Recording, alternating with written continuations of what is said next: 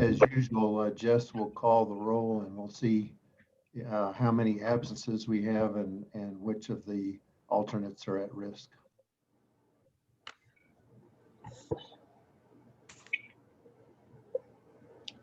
Yeah, let's give it a minute or so. Just see. I'm looking at the names that have checked in and see if anybody, most everybody's here.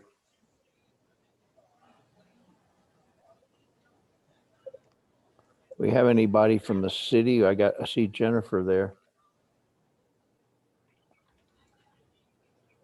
The county's way ahead of the city.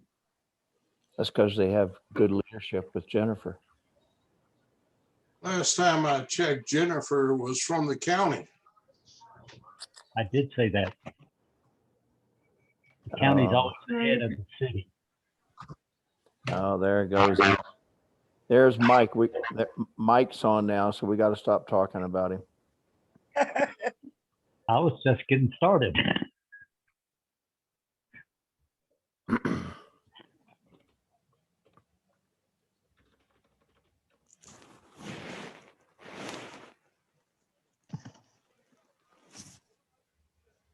Hey, Jim, how you doing?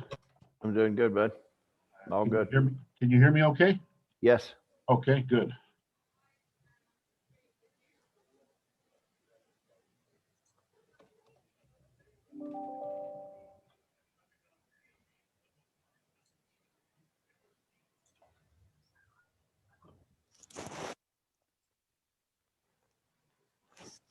Every time I see Steve Beaudet's name, I think about that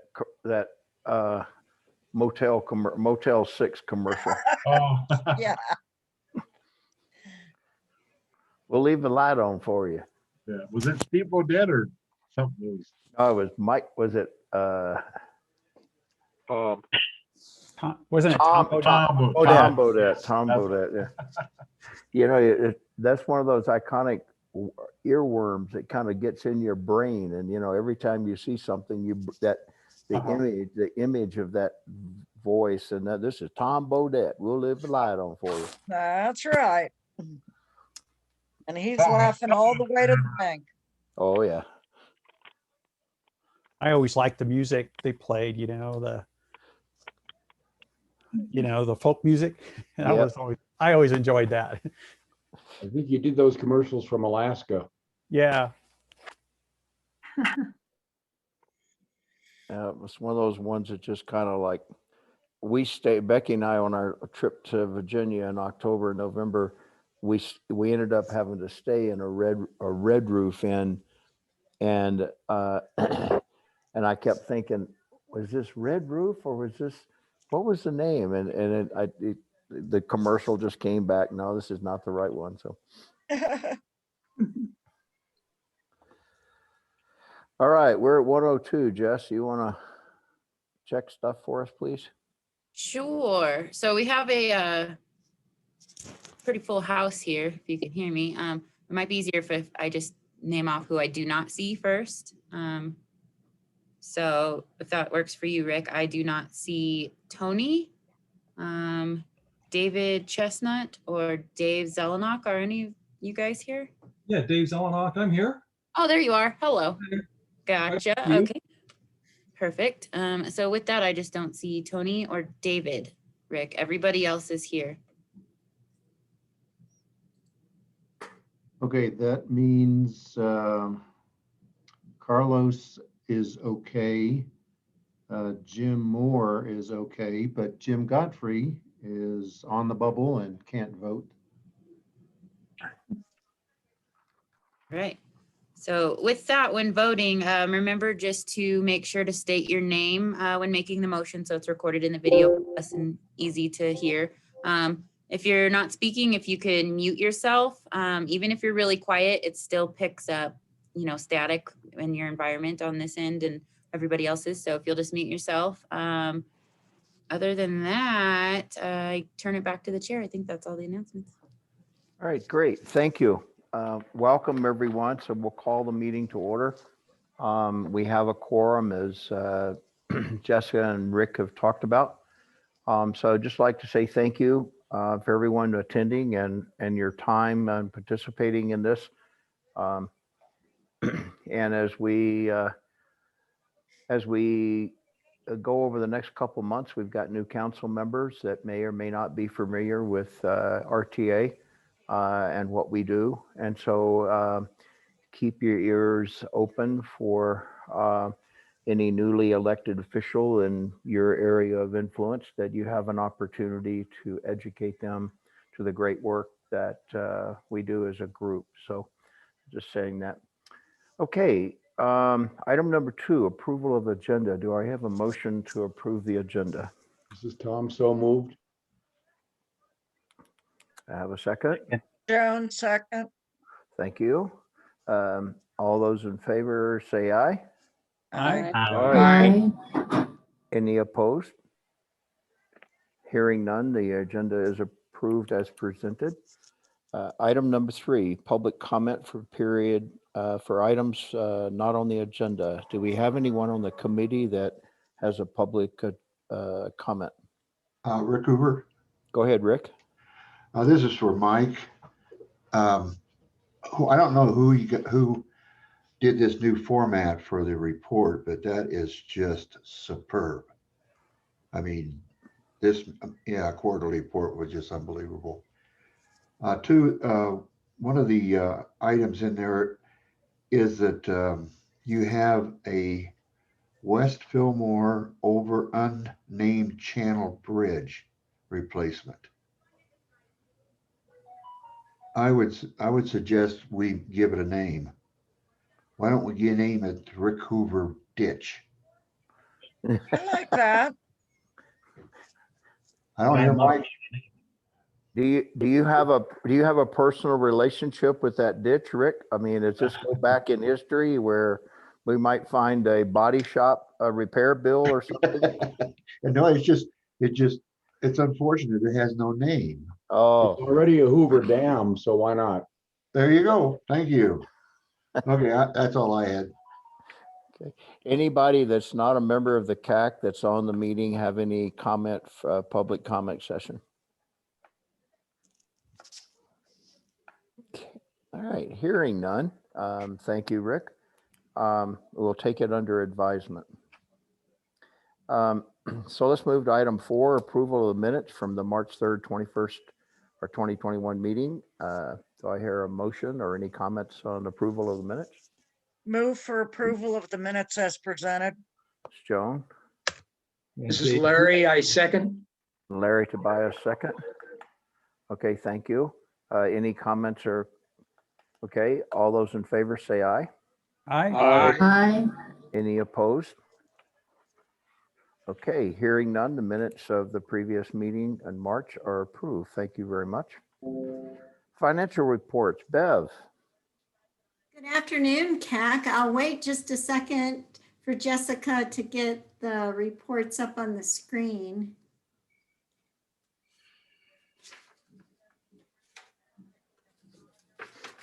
All righty, page 1. So our January receipts, sales and use tax receipts were $9,998,000, which was $2,566,000 over the monthly budget, or 34.5%. So it looks like if this continues at all into the next couple months, that we'll be amending the base year budget sales and use tax estimate, because this is just really this is a lot over the budget. So, and then on page 2,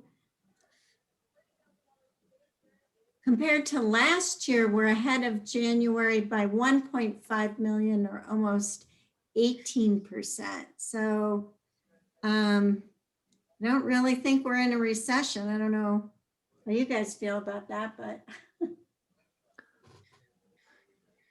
Bev, I got a comment. We've seen this trend now, and I think it's kind of surprised us all over time about the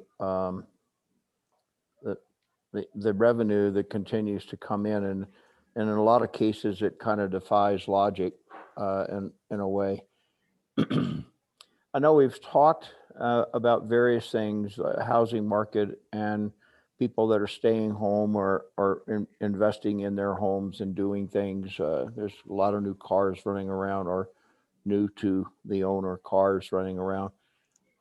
Has anybody like the UCCS Economic Forum or any of the other groups that do that kind of thing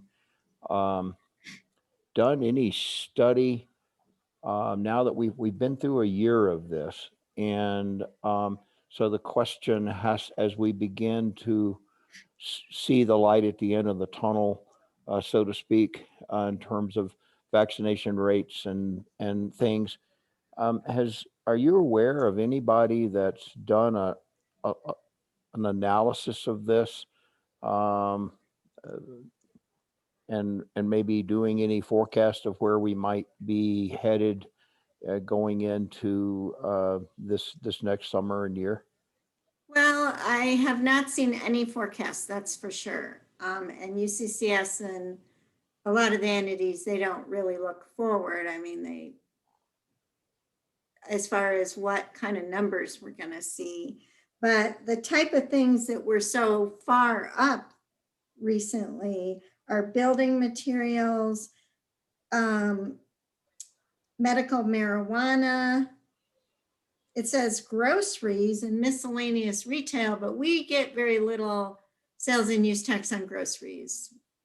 We get it on more of the personal items, shampoo, that sort of stuff. I don't know if that's in with the grocery numbers, but areas that went down, the largest decreases are hotel and motel, restaurants, and clothing. So that kind of gives you an idea where the money is coming from. Sales and use tax on vehicles has been very high, but not so much in January compared to other months, but in the prior year it was. So yeah, I was just trying to think, the economic reports that I've read are seeing a potential increase in-store shopping now that things begin to loosen up a little bit. And they're hoping that trend's going to continue. But we've just been so strong, you just can't help but be a little skeptical of when is this thing going to fall off a cliff? And I'm not wishing it will, but I was just curious if anybody had kind of done it, the hotel tax and those kind of things will only go up as tourists begin to come back. So that's a good thing. So I was just curious if there had been any. One of the things that you read about for Colorado Springs is the growth in our economy as far as the number of people and the number of people here in Colorado Springs with money to spend. So we have had quite a bit of growth of that over the last couple of years. Okay. Mr. Chair? Yeah, go ahead, Carlos. Yeah, kind of chime in on that thought. I'm actually running buddies with Wayne Heilman. He's the business editor. He actually writes about the sales and use taxes for the city.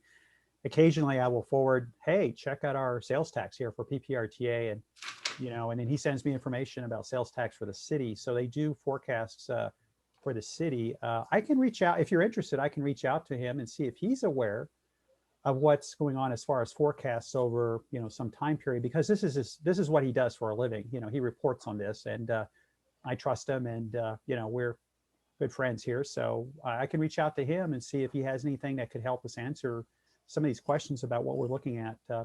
He knows everybody, and he knows everybody too at the UCCS and all the business leaders, and so if he doesn't know, he can get us in touch with the right people. But his forte. If you're interested in the city's numbers and where they see the ups and downs, and some of them are going to be the same as ours, but not necessarily, because last year they did not have a good year like we did. But it is on the city's website, and it's just called the Sales and Use Tax Revenue Report, and it tells you what industries are up and down and what percentages that they see. And if we collect taxes in the same industries, then that our taxes are collected on somewhat different sales base. Ours are collected on what the state collects them on. So sometimes I'll get a question from, a vendor saying, well, I have to pay city sales tax, but I don't think I have to pay Pprta sales tax. And sometimes that's correct, and sometimes it's the other way around. But they have a very good report on the city's website each month. And they kind of report a little differently than we do because they're kind of sometimes they're, how do I explain this? Like they report on their sales taxes, say for January and February. And we're reporting on our January sales tax in March because we get them at the beginning of March because we have the state that collects them for us, processes them, and then we get them at the beginning of the next month. So you can kind of be a month off, but it's still a very good report and analysis. So just yeah, you can do a regression analysis. If if you had the data, you could plow it into a regression analysis model and come up with some how close do these track together. I had always thought about doing that. The geek in me says, hey, I should do some type of regression analysis on this, but I don't know if that's going to be helpful or not. The bigger question is, when will this fall off? And that's more of a macroeconomic. And I think a lot of this is driven by interest rates because it is spurring home sales and automobile sales. When are we looking at interest rates going up? I think that will be the trigger point when we're seeing some declines in automobile sales and so forth. Yeah. Now, I agree with you, Carlos. And if you could let me know when that's going to happen ahead of time. I have a crystal ball here, by the way. Maybe I should consult it. I'm teasing you, but I really think that that's important, and it's important for all of us, like in just even our daily lives and future financial health. And if the RTA could collect some more interest, that would be helpful. But with the downturn in interest in the sales of, like you mentioned, automobiles and housing and just, getting second Consumer credit. mortgages. Yeah, it would be consumer debts credit put as well. Credit cards and consumer credit, unsecured credit. Yeah. People spend more when the interest rates are low. It far outweighs what we would have gotten in interest. So it's yeah, and the other factor is the stimulus money too as well. That has been a factor too in some of this. So if you see it, there's a lot of data that goes in here.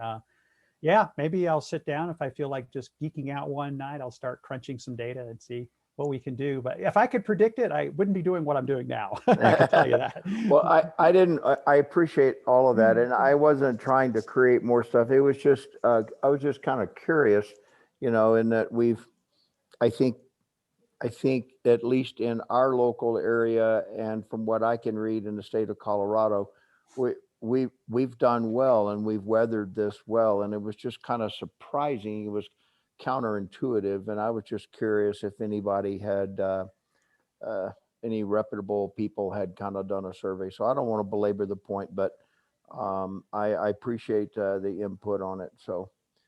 Could I ask Bev a question? Go ahead, Rev. I have a printed CAC version, and the page 6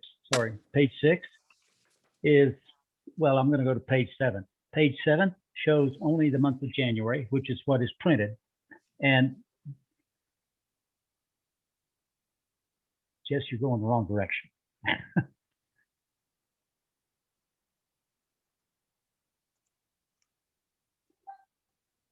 Page 7 of the financial reports, or? Yeah, it's Page the 7 one of that the came total with packet. the agenda. Total packet. Yeah, but it's a bar, it's a vertical bar chart. This? And it shows just January in that one. That was the one that was on the screen. The one just before it was yes, that shows the month of February, okay?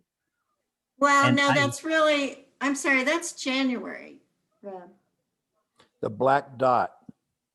Yeah, see, that's only January. The other is the prior year actual.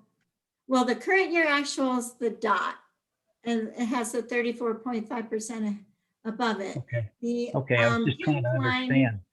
is the budget, the pink line is the budget, and we have a full year budget, so it's on there.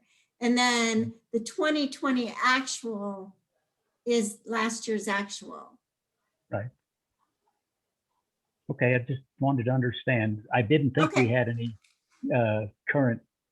I guess we will get a new thing probably by the board meeting next week, because it'll be late enough in the month to Right, get the right. information from the state. Right. Okay, thank Okay. you. Okay. Okay, any other questions on Bev's report? Okay, all right. So item number 6, capital maintenance and public transportation contracts. 6A is Colorado Springs capital items. So Mike, whoever. Good afternoon, members of CAT. So this is Mike Chavez, City Engineering. We are, first off, we're starting the Centennial Extension Project. We did an RFP and selected a contractor earlier this month or late March. And based on the bids, we are needing to supplement the budget. So we are looking at needing to increase the budget by about 6 million overall, with right now we're estimating about 2.3 of utility reimbursement for design and construction. So what we're looking to do is kind of split the requested increase over request now and then maybe a mid-year adjustment, which is typical on these longer, bigger projects. We've sometimes had to fund them partially in one year and then the second year. So what we're requesting at this time is a transfer from the Platte Avenue Bridge over Sand Creek project, which the bids came in really, really good on that project a while ago. So we're requesting a $2.2 million transfer to Centennial. And then we need to fund the remaining 3.8 million later on. And like I said, we're probably going to do it at the mid-year budget adjustment, and then we'll also bill CSU for their cost at that time. And we just need to do this so that we can actually have enough money in the bank to get going with the construction on that project. Mike, can I ask a question? Yes. All right. First of all, up at the project description, it says this portion of Centennial Boulevard is designated a minor arterial roadway. Work includes grading, curb and gutter, drainage facilities, water and gas lines, lighting and landscaping. Point 1, what about the asphalt? Well, is that it included? includes that. Yeah, it's included. Well, I've just never seen it described like that. The other thing is, you're asking, the city is requesting a line item to $2.4 million will be reimbursed by CSU. So basically, they're going to do put in approximately 2.4 million, and we're lending it to them, and they're going to pay us back when things get straightened out. Yes. Well, actually, we'll probably bill them during soon for all or part of that. So with these RTA projects, when we have cost share with utilities, sometimes they'll give us money ahead of time at the beginning. Sometimes we'll settle up afterwards or in between. It kind of just depends on how the contracts are structured. At this point, we just had an estimate that we gave them, but now that we have actual bid numbers, we will generate an invoice and bill them, like I said, soon. The only problem I was having was trying to figure out where the cost was when you're saying to supplement the Centennial budget by $6 million, and just round number them. So of that $6 million, $2.25 million are from CSU. Is that right? Yes. Yes. So, but basically that 2.3 is an estimate based on the plans, but also the consultants at cost estimate. That'll be adjusted either up or down based on the actual bid prices that we get from the contract. Well, you have if you go to the second and third item on your list, and I'll warn Jim in advance, I don't know exactly how we're supposed to do it, but I would like items 2 and 3 voted on separately from Mike's list of 9 projects. Um,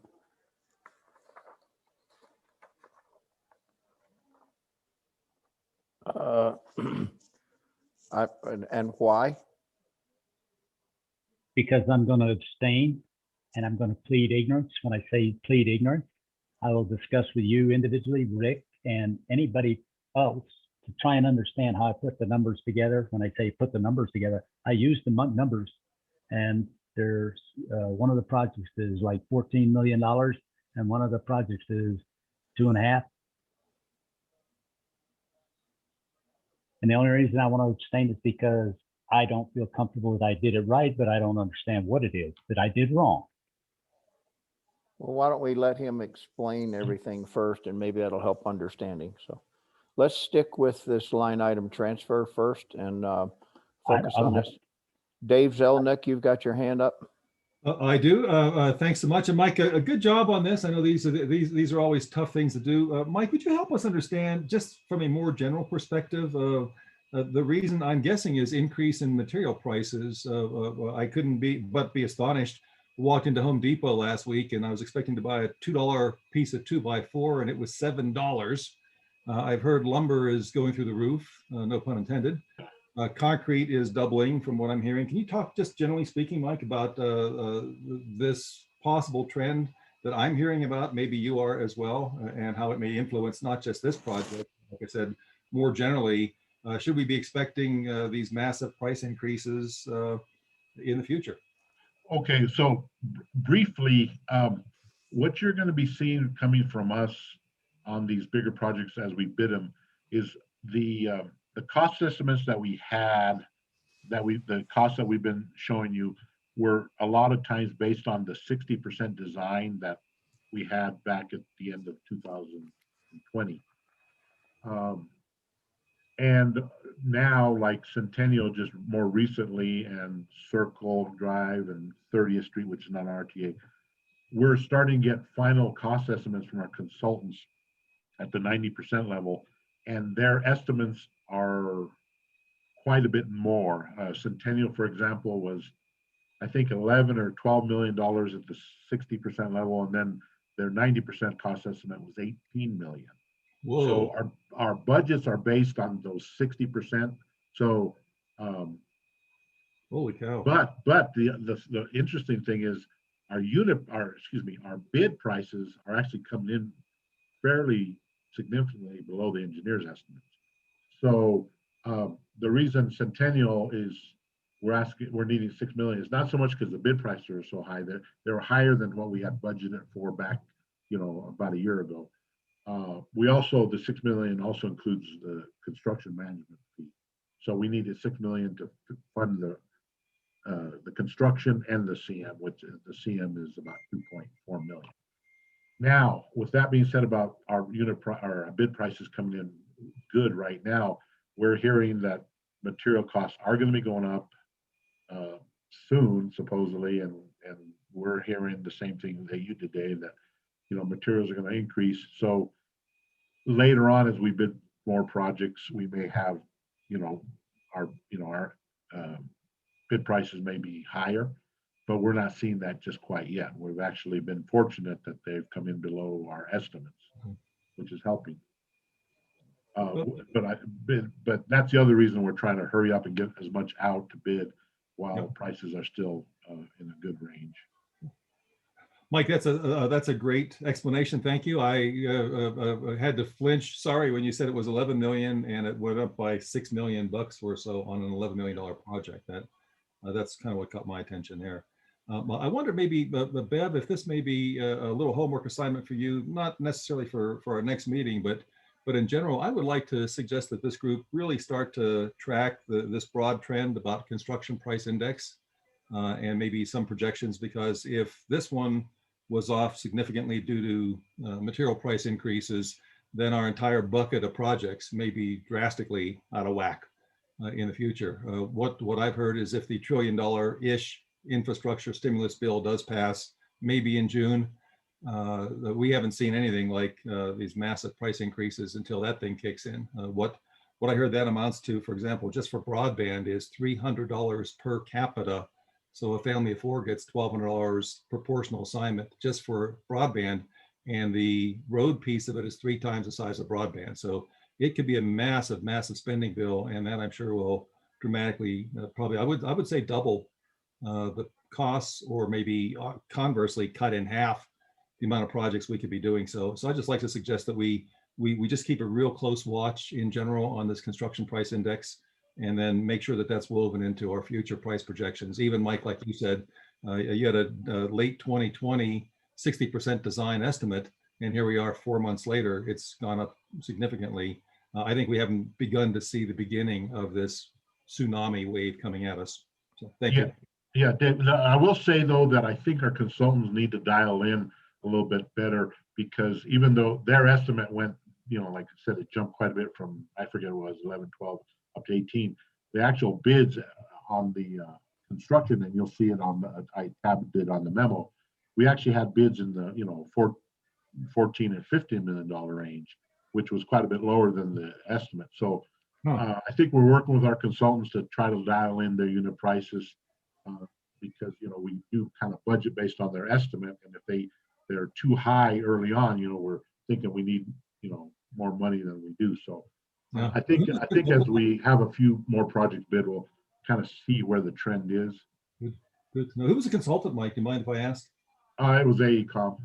Wow. But they're not the only one who's, like I said, that we've had other projects where we think their estimates are high, but we won't really know until we get to construction. Thanks, Mike. All right. And Dave, just for clarity and background, we rely on the member governments and their respective staff/contractors to keep track of that and report those kinds of increases during budget bill sessions, and also in sessions just like this where they're bringing contracts to us. Will probably be some more discussion as we go forward into RTA 3 about the whole discussion of cost estimation for projects, and the mechanisms and some guidelines and stuff. So more to follow on that, but that's not typically something that Bev tracks. She depends on the member governments to keep us abreast of those kinds of issues. Good to know, Jim. Thank you. Again, apologies. I'm just a new kid on the block. No problem at all. Thanks. But let's go back to this line item, the request by the city for a line item transfer, moving from Platt Street Bridge over to the Fillmore project. Reb, I recommend approval. Okay, we have a recommend for approval. Do I have a second? This is Dave. I'll second it. All right, thank you, Made Dave. that first motion, please. It was Reb. Thank you. Okay, we have a motion and a second on the request for line item transferred by the city. Do I have any further discussion? This is Tom. I don't understand why we're floating CSU a $2,200,000 loan to $1 billion operation and no interest. Tom, this is Mike. This is something that we've done. We have an executive agreement for cost sharing, and a lot of, like I said, we kind of we're pretty flexible in how we do that. Sometimes we have CSU give us some money up front based on a cost estimate. And, then sometimes we wait till we get the actual bid so that because they have a budget now. CSU may be a $1 billion corporation, but the guys that we work with, they have certain construction budgets that are, they're constrained just like the rest of us. So they don't necessarily have all this money that they can just upfront. So we kind of work with them, and sometimes we'll put a project out to bid and see what their actual number is and then invoice them. What we usually do is get money from water and wastewater because we actually build their facilities. But gas and electric, their crews or their contractors will build them. And sometimes they bill us, or sometimes we owe them for that. And so a lot of times we just kind of, at the end of the project, balance it out because they may be giving us money for the wet utilities, but we owe them money for the dry. And rather than keep shuffling money back and forth throughout the project, sometimes we just like to wait at the end and settle out. Mike, is this utility work being done as part of your contract or is it a separate contract? Well, in this case, the wet utilities are part of the RTA contract, and that's why they give us money to pay for it.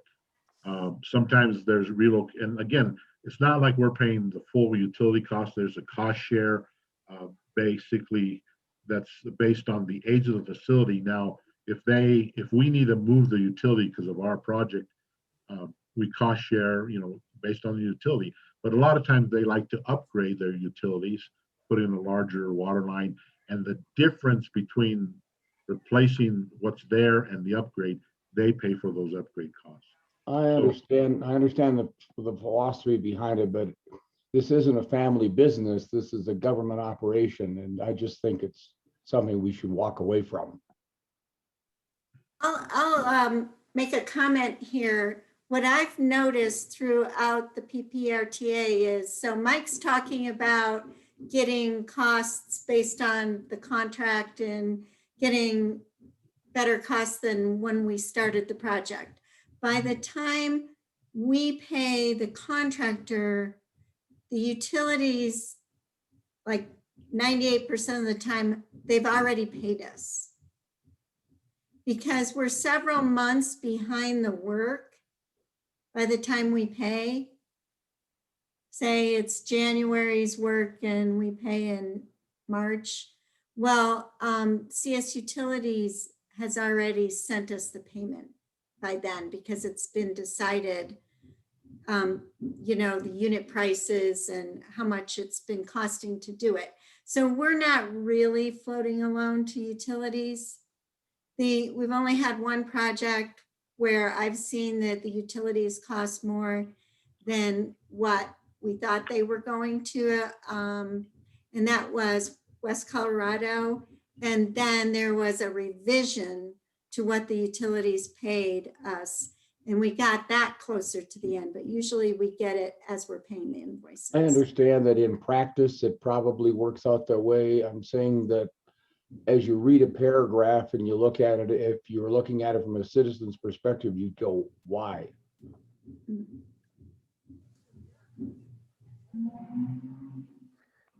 Is that just caught up in the IGA or the agreement between utilities and city and in terms of how this is supposed to work procedurally? No, actually, the agreement just talks about how costs are shared, and then it's kind of a policy or just kind of a case-by-case basis on how we actually execute the cost share funding. And like I said, we've typically kind of gotten, some of the money up front and for wet utilities, but then we usually sometimes owe for the dry utilities, and we cut them a check at the end of the project once we settle up. But, so it's worked well, and like I said, what we're trying to do is trying to consolidate it so that there's a minimal amount of funding transactions, and just kind of try to do it in one or two transactions, typically maybe one at the beginning and then at the end to kind of settle up either way. Sometimes they owe us money, sometimes we owe them. But doesn't it also keep the total cost of the project in one place so we can look back and see the total cost of a project by combining them into one entity? Yes, it also helps with cost because if our prime contractor is doing the water and wastewater work for CSU, they can coordinate that better rather than if CSU crews or if a CSU contractor were trying to step into our project to do their work. That would just be a logistical nightmare. So it's just more efficient to have one contractor do the work that they can. And the city and CSU, I think, get better unit prices that way too. Okay. I trust the people involved. I just think maybe a few more words in here saying this is all being done by the same contractor. It made sense economically to do this. Okay, we can do that. Okay, Tom, are you okay now? Yep. Any further discussion on the line item transfer request by the city? Okay, hearing none. All those in favor say aye. Aye. Yeah, any opposed? Hearing none. Item 6A, line item transfers approved. Okay. Item 6B, City of Colorado Springs project list. Okay, it's Mike again. So the first item we have is some improvements to Peterson and Dublin. What we're doing there is adding a second northbound left turn lane.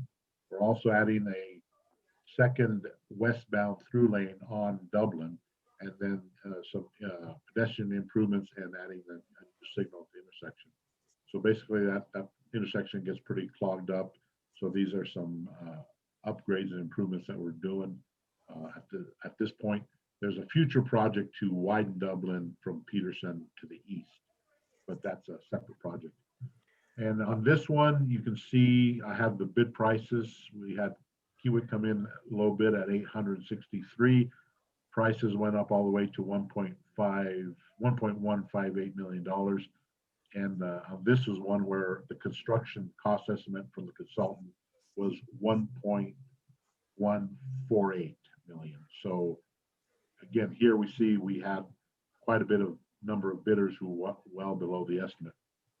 So we're hoping that our consultants kind of can dial in once they see what unit prices are really going for now versus what they were using. You know, their estimates are based on probably 2020 unit prices. Mike, a question. You used a word that actually answered my question and I think is clarity to this memo. You're adding a second left-hand turn lane because there is already a left-hand turn lane at that intersection when you go westbound off of northbound Peterson. Yes. And so adding a second lane makes sense, and it certainly makes sense if you're adding a light and you'll have assuming a dual turn lane there. That intersection gets extremely busy when Sierra High School there lets out down the road a little ways off Black Forest there. And just thank you for clarifying that, but the word second left-hand turn lane makes a big difference, and especially if you're familiar with that intersection there. So I'd like something clarified if could. Go ahead, Reb. This is not, we approved something on North Carefree because it was there was a fire station in one and a school on another corner and whatnot. And it was approved even though it was a part of the project B list item. This is not that same item or same project, is it? Yes, it is. So the widening of Dublin from Peterson to Mark Sheppel is a B list project, but the intersection was having a lot of problems. So we came before the CAC board last year or before that and asked if we could fund the intersection improvements. And Right. This is That's that different project to this one though, right? Yes. Okay. And Jim, I don't think Sierra High School is up there. If you turn left, if you're going northbound on Peterson and you turn left on Dublin, you go down to the next light and make a right, go about 4 blocks up, the big high school right there. Yeah, but it's not, I don't think it's Sierra. I live by Sierra. That's why I'm saying I live down. Whatever the high school is. Okay. Sorry, I was trying to orientate myself. That's a huge high school there. I remember what it is off the top of my head, but. Okay, any other questions on this one? Okay, next item is construction management contract for AECom for the Centennial Extension project. We worked with them and they gave us a fee of $2.468 million, 2.4 million basically. This is for construction management and material testing So it's kind of a dual thing. We kind of combine those usually. And we're hoping and thinking that if the construction doesn't go quite the full 2 years, that then the fee that we pay out will be less than this. So this is based on a full 2 years of CM, and I think this contractor may try to get done a little bit sooner than 2 years, so we would have some savings off of this contract. Mike, according to my calculations, this goes back to the discussion where I was trying to talk to Jim about the and I'd run it at 2.47 million, the construction management and inspection, the estimated, the adjusted estimated construction cost or project cost is 11.82 million. And that was adjusted in the middle of last year. 21% of that is going to be for construction management. Well, the construction is really 14.7. And I believe this, I don't know if I have a chance to pull this up, but there's also some change order 8, which is the 2.4 is I believe there is also some additional design money that, so it's not just construction management inspection, it's some additional design that they did, and then there's some design contingency in case they have to do some design changes during construction. So all this is not all just CM and inspection, I believe. I understand, but 2.47 or 2.5, if you wish, is strictly this change order. So far, their total contract is like 5,236,000. That's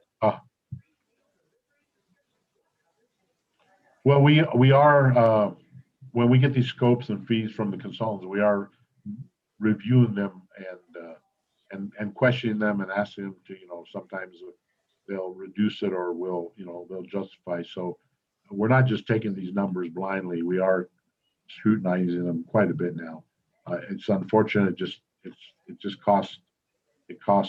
expensive to have these people out there watching on these projects.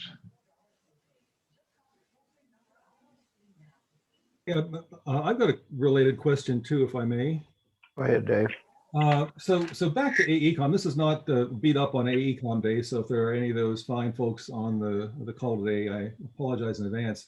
Mike, help me understand. I know Cdot has, I don't know if it's a recent change, but Cdot has a general rule that says that you can't be on both sides of a contract like this. You can't, without some extenuating circumstances, you really shouldn't be on the design side and then on the CM side. Could you just speak to that in general? Is that an issue here?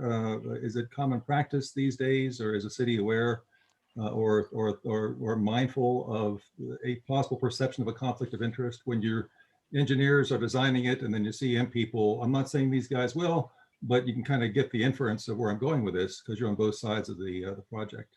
Yes, we've actually had that conversation quite a bit, and we don't have any specific rules that disallow that. I know CDOT either doesn't like or doesn't allow the designer to be the CM.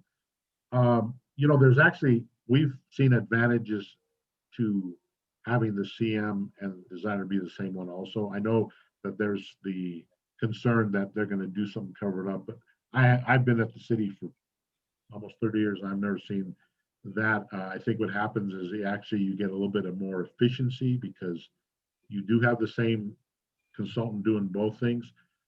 We are obviously watching out for things, and when we do have issues or change orders come up, we have our project managers. We have MV5 who helps us, and we scrutinize change orders very much, but to see, is this really a design error, an oversight, or just a change condition? So I think we have enough checks in place that we're not concerned about, we don't have concerns about, dubious practices. No. However, saying that, we also are kind of looking at putting some of these new bigger projects out for RFP for a different consultant. So we kind of do a little bit of both. Sometimes we use the same one, but maybe right now we're kind of trending more toward getting somebody else to do the CM than the designer. The other thing too, Dave, with Cdot, because there's federal money involved in a lot of their projects, Yeah, the federal acquisition reg of the FAR may drive some practices within their project management that don't necessarily apply to local contract city type of work. that's a good point, Jimmy. Heaven forbid we have to go down and follow the. We the don't want to go. vacant We don't want to wages. go the FAR route. No. No. Well, I'd just like to go on record as suggesting that in the future for projects like this, when there's a concern that comes up, that we do at least consider the possibility of not giving both sides of a major project, especially when there's a cost overrun. It seems like we're rewarding bad behavior. AECom didn't do such a great job on the front end, and now there seems to be. I agree completely that in terms of percent of project, this does seem high. So I'd like to at least register my objection to this one in particular. I don't know, and we don't need to break it out, but if we do, I would vote against this one just for that reason. Just the perception of a conflict of interest.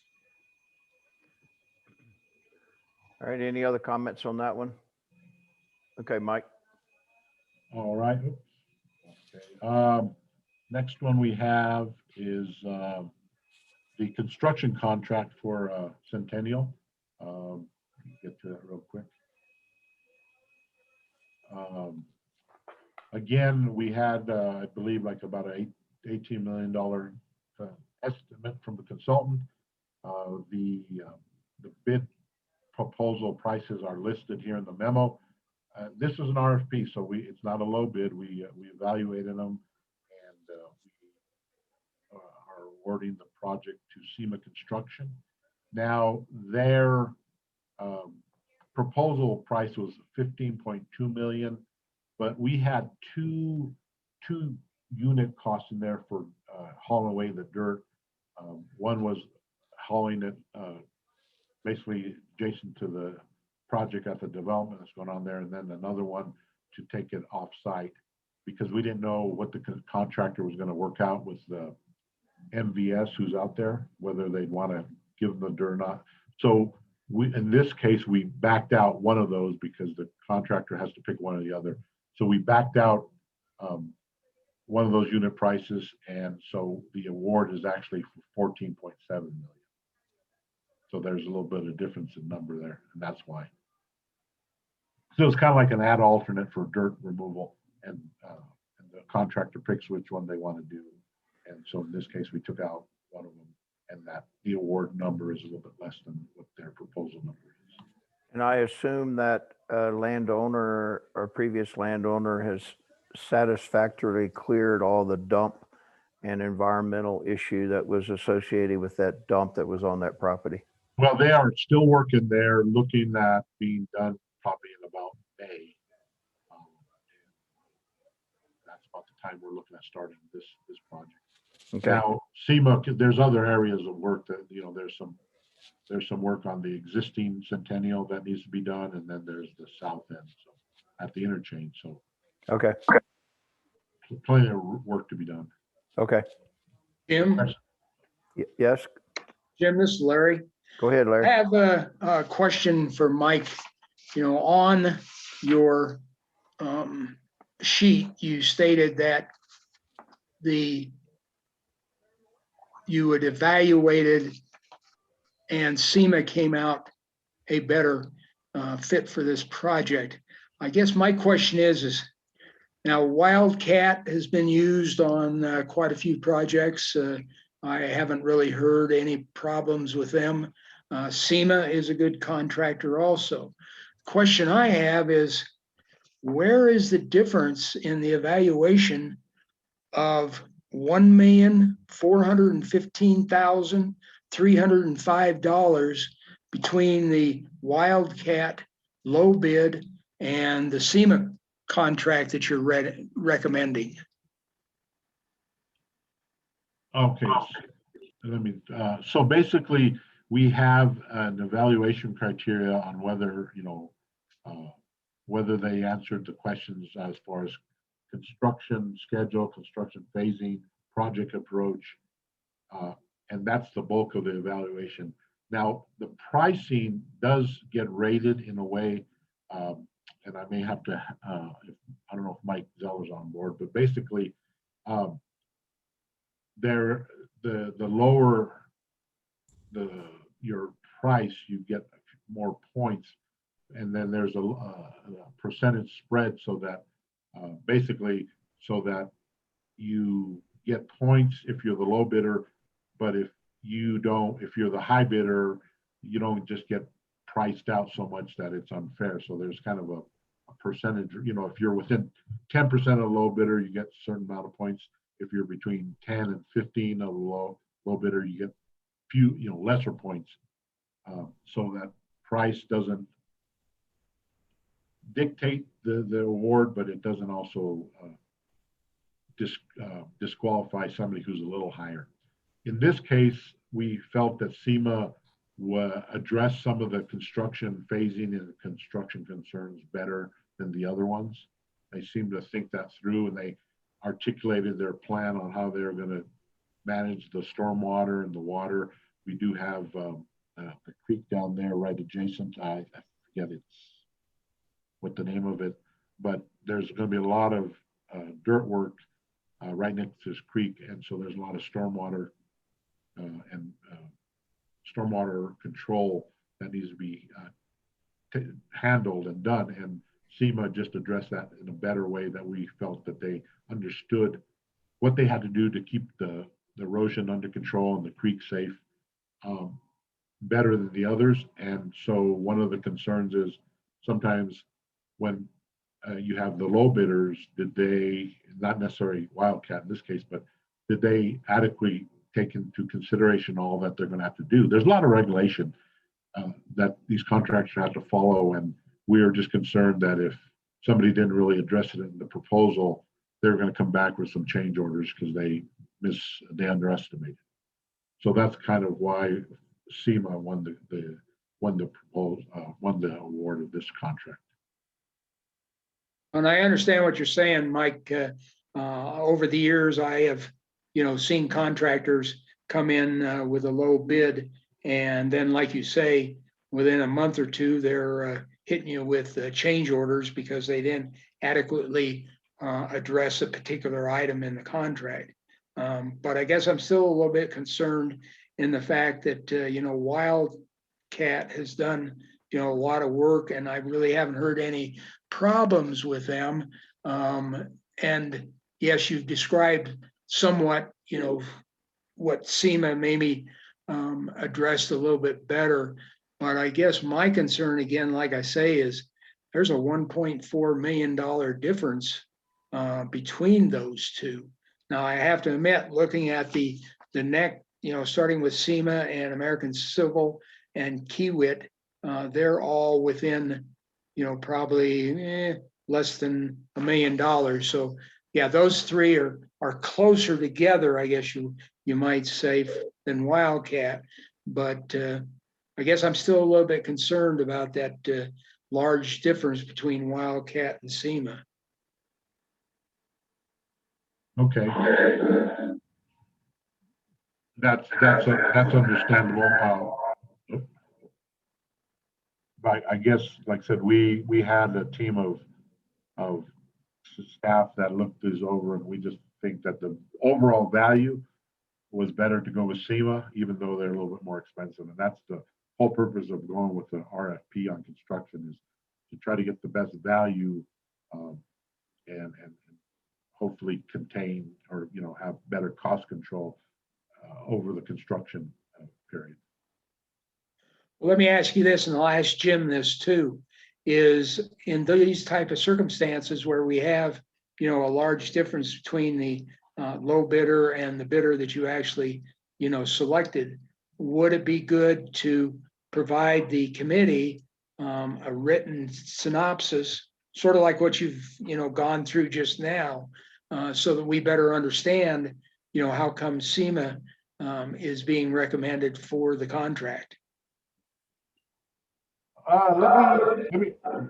Boy, that's a bad echo. Let me run that by our procurement department and check with Rick and see if that's something that we can do or should do. Larry, go. Let me just, who was it that was asking to speak? This is Cindy. Hey, Cindy.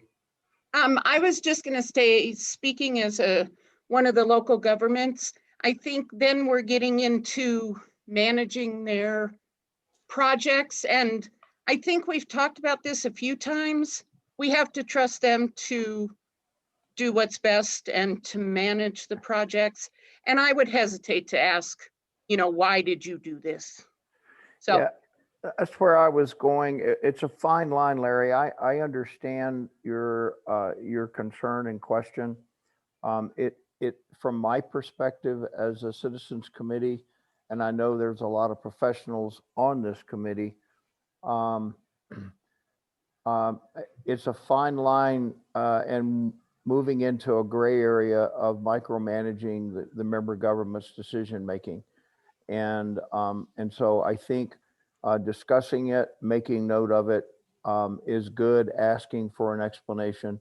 But I would personally, and as the current chair, would be a little hesitant to start making member governments require them to give us details behind their RFP decision making, just of getting too far into the weeds.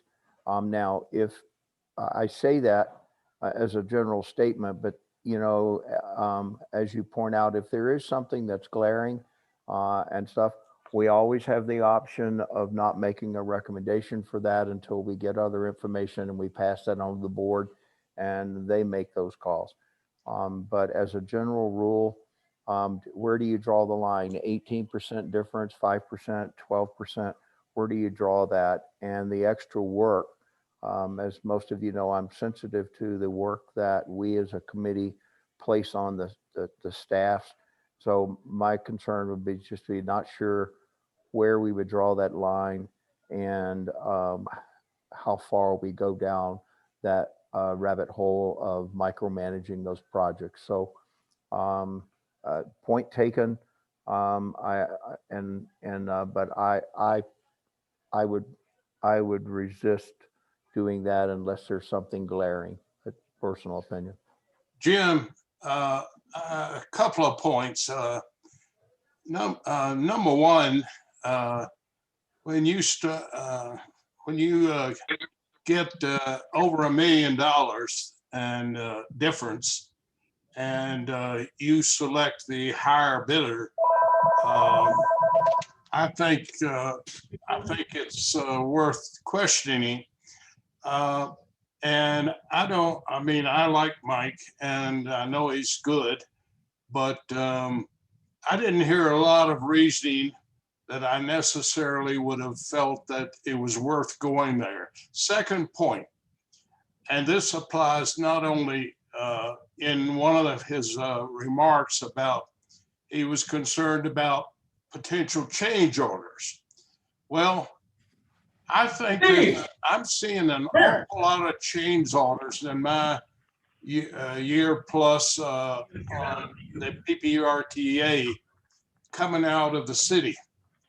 Now, if it's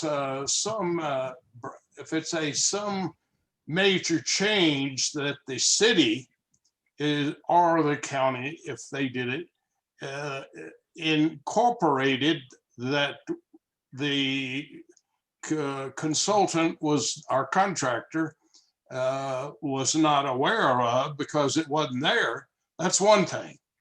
But I'm beginning to think that there's a lot of these change orders coming around, and it's simply because the people doing the bid that won the contract didn't do a very good job, and they're getting away with it.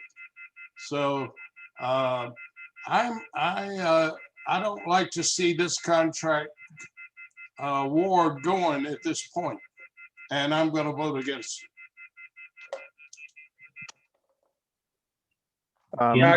This is Larry again, and I understand what you're saying, Richard, and I'm sort of torn on this particular project too. But over the years in my construction management experience, I have seen times where the low bid and you compare them against the second bidder and you award it to the low bidder, and you think you got yourself covered, and that low bidder turns around and, you know, like you say, nails you right and left with change orders. And by the time you're done with the contract, you're actually way over what the contract would have been if you awarded it to SEMA. So, you know, I'm sort of torn. You know, I realize what Mike is saying is that, and I realize too, that some of the information that you are privy to is not public. And so, you know, we shouldn't have all the information, and we need to take Mike's analysis and explanation to the board, or I should say to the committee, as far as why the city decided to select SEMA, you know, over Wildcat.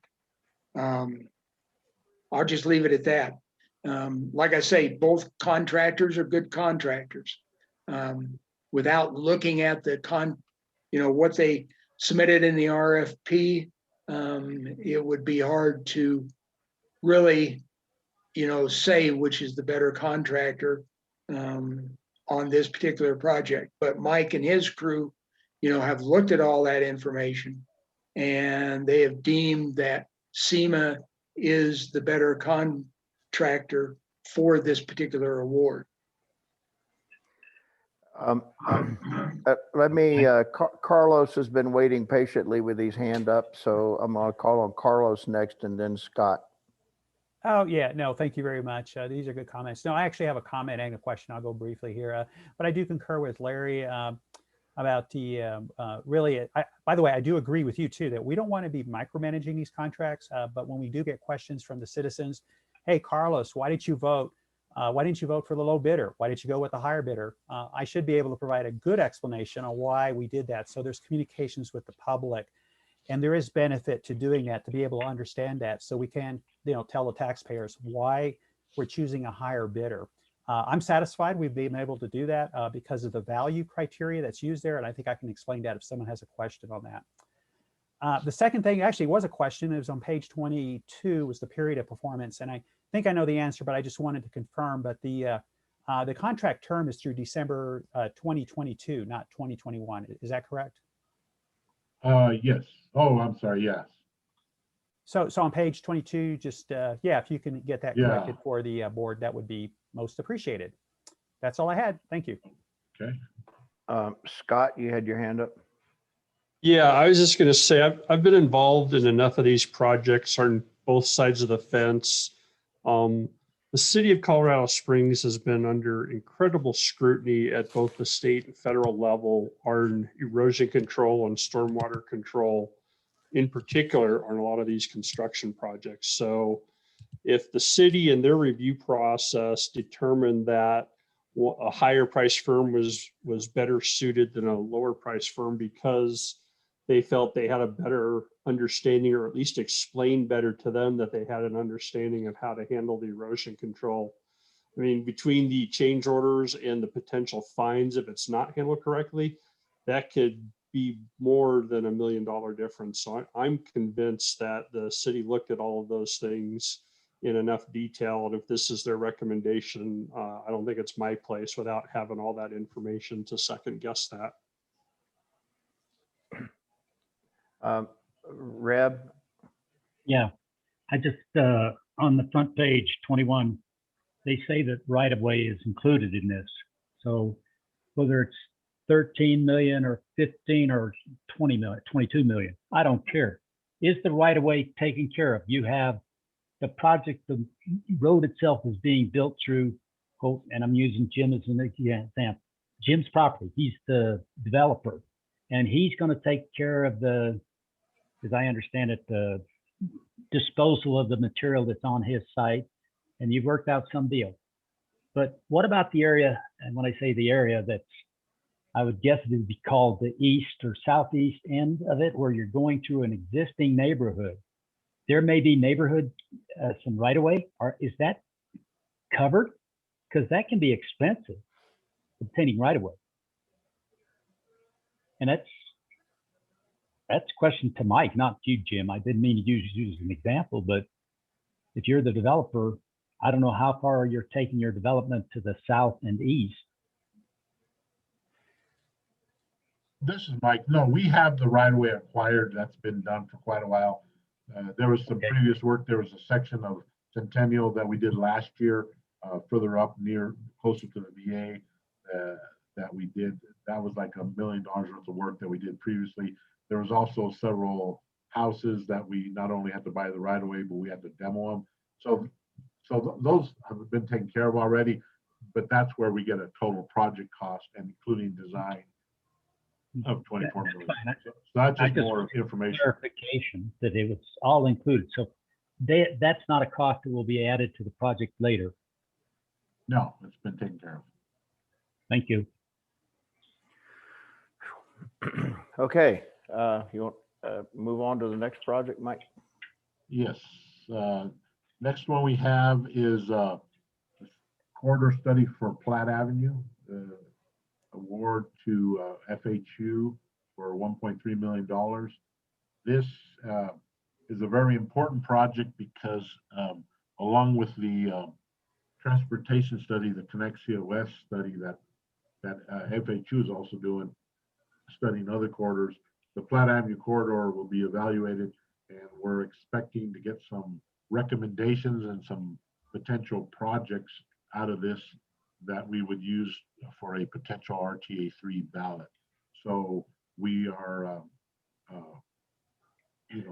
wanting them to get going on there. Actually, they are doing some preliminary work already, but this is an important project to get going so that they can finish up in this year. I believe that it's supposed to be done or have some recommendations by the end of this year or early 2022 in preparation for some an RTA ballot. Which the actual date has not been set though. We just want to make sure we have our ducks in a row so that we have some projects and some scope of work so that we can do some cost estimating before we go to a ballot initiative. Is there any question on this one? Jim, this is Larry. Go ahead, Larry. Mike, I do have a question. And this sort of relates back to the one we just finished discussion on SEMA. Now, on that particular project, you listed the proposals that you received by the companies and the dollar amounts. On this award process, it says that FHU was selected as the best consultant out of the 3 proposals submitted. How come you did not list the 3 proposals and their dollar amounts like what you did for the previous contract? Okay, so on consultant contracts, we don't get prices from them. We select them purely based on qualification and the their proposal. And then once we select a consultant, then we start negotiating fees with them. Okay, thank you. That explains it. Jim, this is Rick. Can I make a statement? Yes, please. As everybody is aware, this is a process, piece of information to share with you. Everybody's aware of the establishing IGA. There's also a set of IGAs called the comprehensive IGAs that deal with nitty-gritty budgetary and contracting issues. In that, I pulled that from the file. In section 5.1.D.1, there's a sentence that might help. And here's the sentence. It is agreed between the PPRTA and the city that all contracts for PPRTA/city capital projects shall be designed, advertised, let, and executed in accord with this IGA, comma, the city's procurement regulations, comma, rules and policies, and applicable federal or state regulations. So that sentence gives a lot of weight to the city's procurement regulations in this comprehensive IGA. I'll be glad to read that sentence again if anybody would like.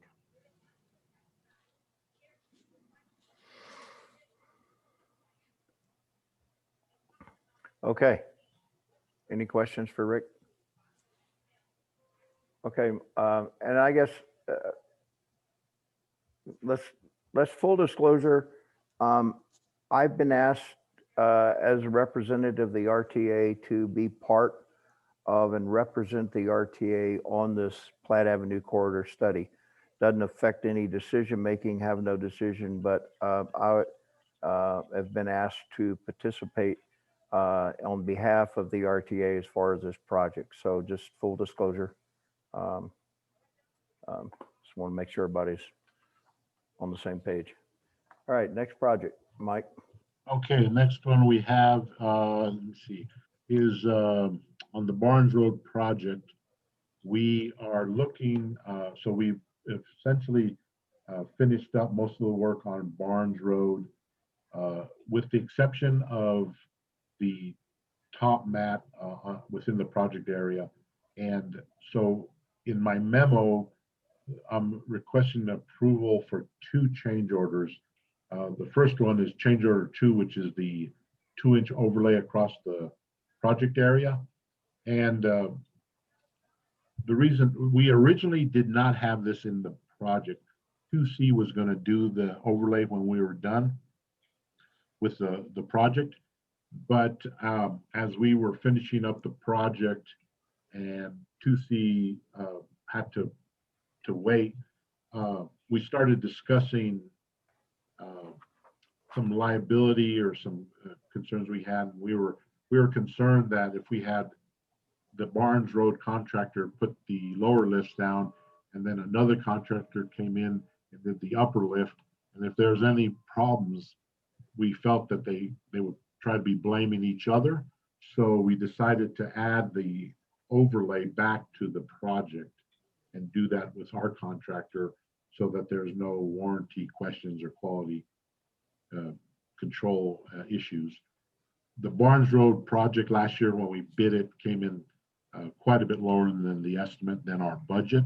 So we felt that that was a reasonable thing to do. So that's change order 2. We also are seeking approval for change order 3, which is actually doing some improvements and connecting Chaparral Road to Barnes. And there's the memo, I hope explains it, but basically, that road got taken out of service by the developer because he had to do some improvements. But it turned out that the right of way for Chaparral was not all there. Half the road was actually privately owned. So he was not able to put it back. And that was kind of going to stay in a unsettled state. But we were looking at the fact that the neighborhood north of Barnes, there's a little rural enclave and then also much larger city property. They were able to access Barnes previously on Jeffrey Road as a full movement and Chaparral. But Jeffrey got converted to a right in, right out with the project. And so we were concerned from a safety issue that if Chaparral was not connected to the neighborhood, you could only get in or right out, or if you wanted to come out and go east, you'd have to go up to Iron Horse, which is inconvenient to the neighborhood, but also there's concerns for emergency services. So what we have been working on is working with the developer, also with the property owner who owned half of Chaparral. He gifted us, or he gave the right of way to the city. The developer has contributed money for his portion of the roadway work, and the utilities that are being extended, CSU is paying for. So it's kind of a partnership with several entities in order to get Chaparral completed so that the neighborhood and emergency services have a good access to the neighborhood to and from Barnes. It also will help relieve people from coming from the neighborhood and cutting on the backside. If you look at my map, on the backside, there's a little road. We felt that a lot of that traffic, if Chaparral wasn't finished, would all be going over to Integrity a center point and create a lot of congestion there. So what we're seeking approval is just to use some of the project money to finish that chaparral connection along with some other developer and CSU money, which we actually got the checks from them today.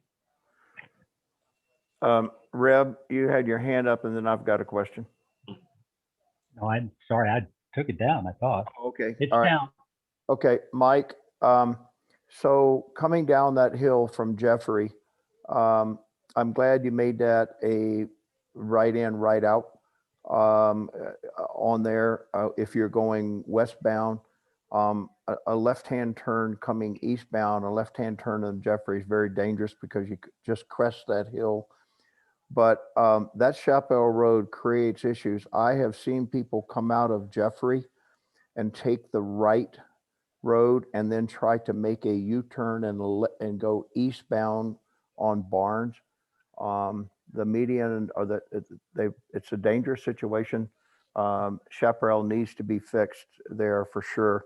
And there will be a light there at Jeffrey and Rio Vista, right?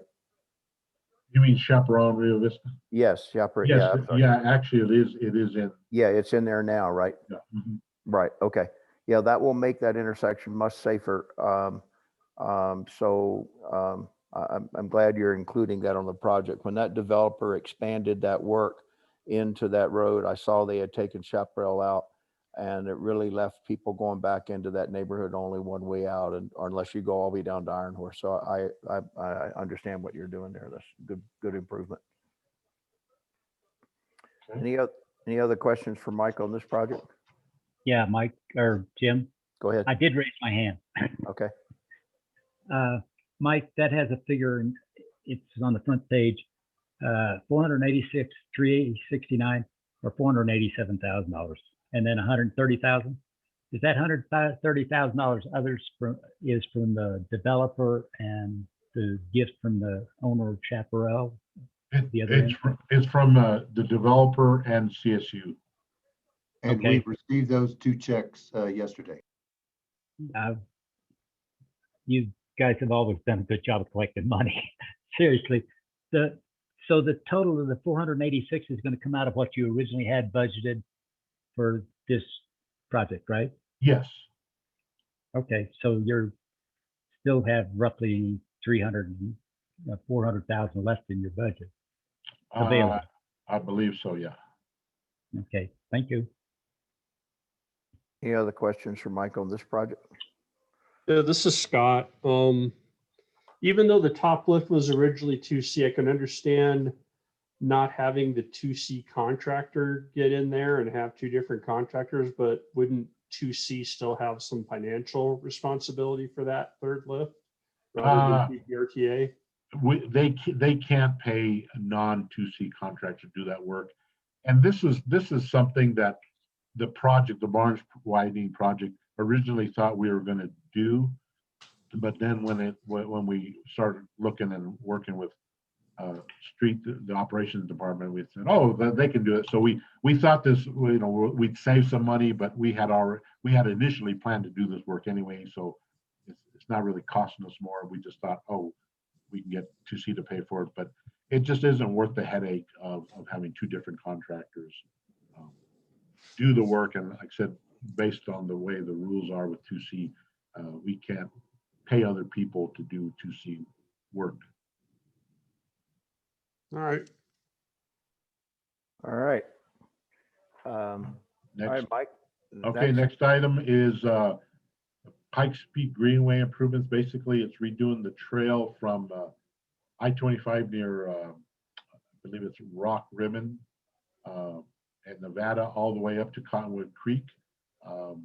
That is a piece of asphalt trail. Now, I haven't been on it in many years, but when I was on it a few years back with my kids, the asphalt was cracking. You had cactus growing up through the middle of the trail. So Parks is going to take it's a rough trail. Yeah. So Parks is going to redo that, and I believe they're doing that in concrete. So we have basically they have a Cdot grant that does most of the work, and then there's a $219,000 RTA match out of their Greenway fund that they have. And that went to Algunic for $817,000. I hope they fix the approach to the bridge right there at Criterion Bicycle that goes across the creek there.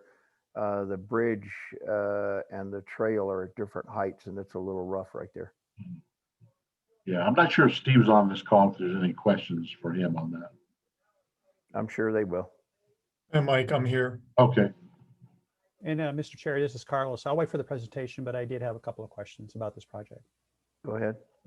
Oh, no, let's go ahead. I'm going to wait to complete. There's another one here for FHU, and I'll ask my questions related to both of them. Okay. Okay. Okay. Are there any other questions on the construction part of this?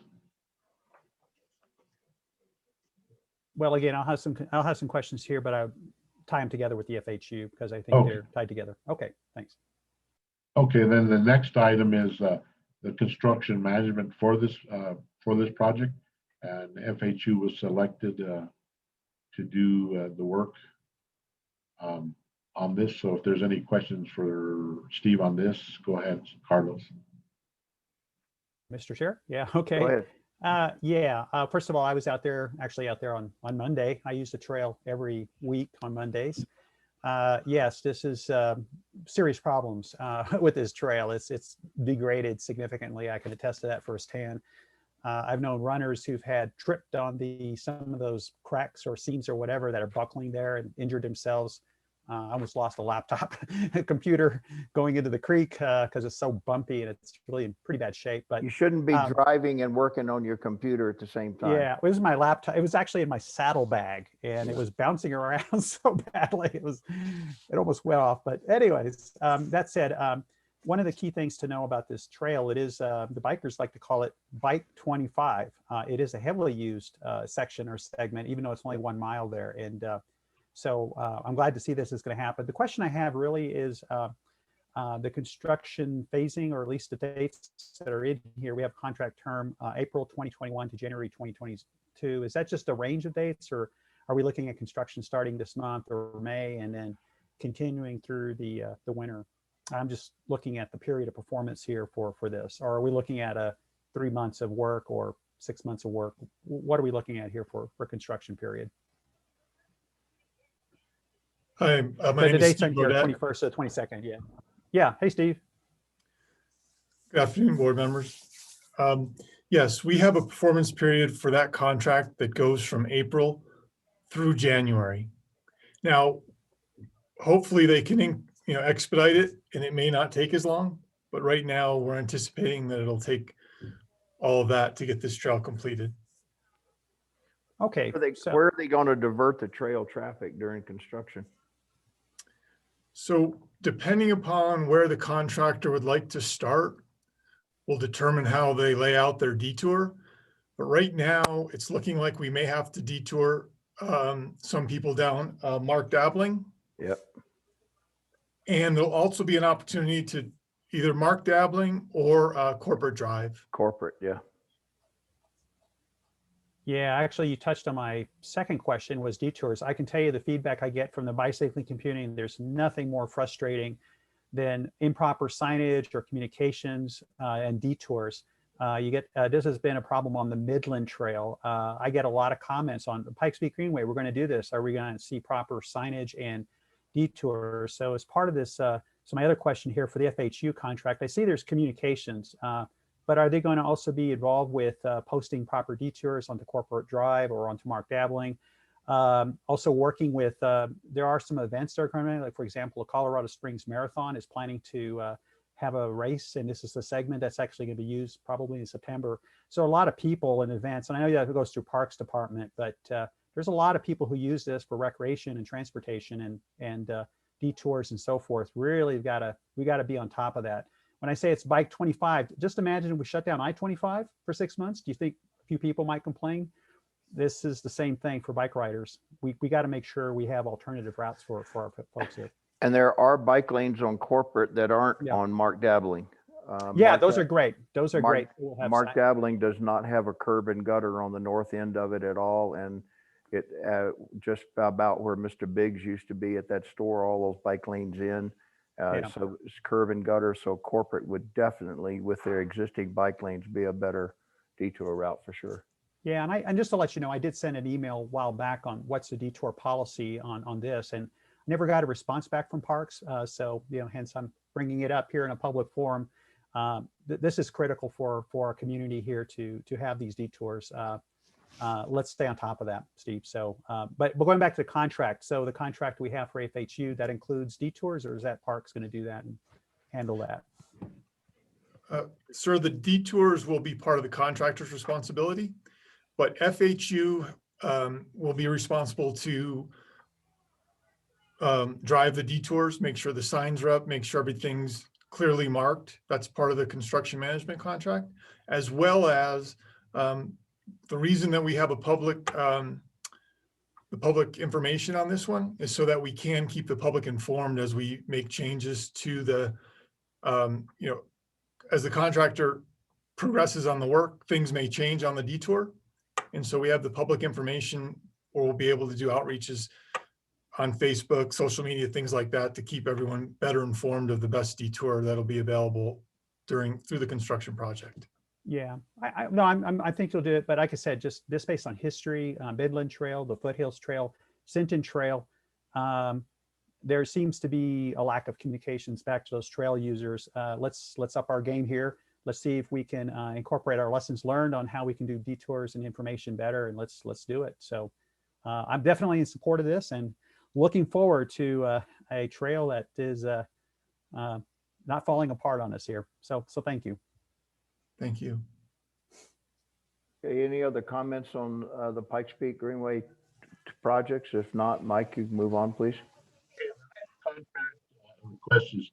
Basically, TP Enterprises has our maintenance contract to do maintenance and landscape work on the larger RTA capital projects, but it's a maintenance contract. We fund that with the maintenance funds.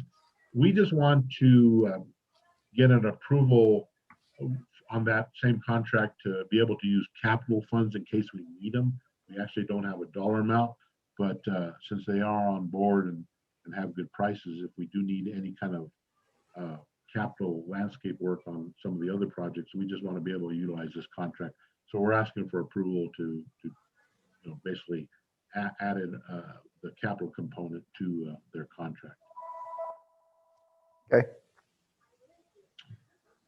And then the last item, we have many on-call contracts for work that the previous on-call contracts expired at the end of 2020. So several consultants had work task orders issued in 2019 and 2020 for work that actually went beyond 2020 and into 2021. But since those contracts expired and we issued new on-call, we are having them, we're issuing them new contracts and new task orders on the new 2021 on-call contracts. Most of them are under 200,000. Stantec actually had a task order that was approved by the board in 2020 for like $400,000. And that expired, so we need to renew it. But since it's over 200,000, we need to bring it to the board for approval. So this is for remaining work that had been previously approved, as noted in the memo. The only thing about what's different or happening on this contract is the original contract, the remaining work was about $214,000. But based on the new staff rates and positions with the new rates that are incorporated into the new on-call, the task order did increase to 248. So no new work, just extending a previous contract to cover completion of work that's already been approved. Yes.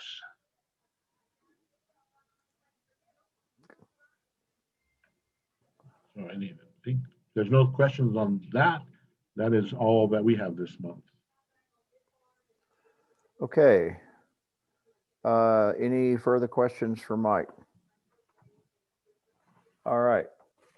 So do I have a motion to approve the city contracts as submitted? Somebody has mentioned they want to break any out. I would prefer that we, unless there's strong objection, we keep it in a package, but if the committee wants to break something out for clarity or something, make a motion. Jim, this is Larry. I Okay. move for approval of items 1 through 9 as outlined by Mike and also discussed with different members of the committee. I move for approval of these 9 items. Okay. This Thank is you. Scott. I second. Thank you, Larry. Thank you, Scott. Any further discussion? Okay, all those in favor say aye. Aye. Aye. Any opposed say no. No. Reb. No. Who was the second? And this is Dave Z. No. Ann, no. So we have Reb, Dave Z, Mhm. and Ann Ish, uh-huh. Richard. and Richard. Okay. Any further? Jim, I would ask a question of you. You've Go got to ahead. report to the board, right? Yes. Would it be better for you to report to the board that they're a quote or a certain number and say why? And all of us could quote literally email you an explanation, or would you rather have it all combined and say there were 4, for the sake of discussion, 4 out of 17 no's? So let me. It's for you to decide. No, I understand. Let me, for the 4 people that said no, let me see if I can summarize in general your concerns. I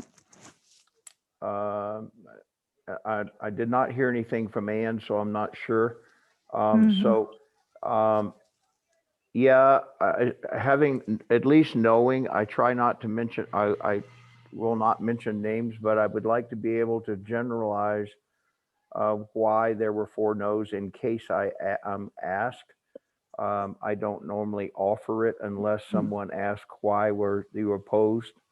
So if you want to share your concerns with me, I will have them in my back pocket in case I'm asked.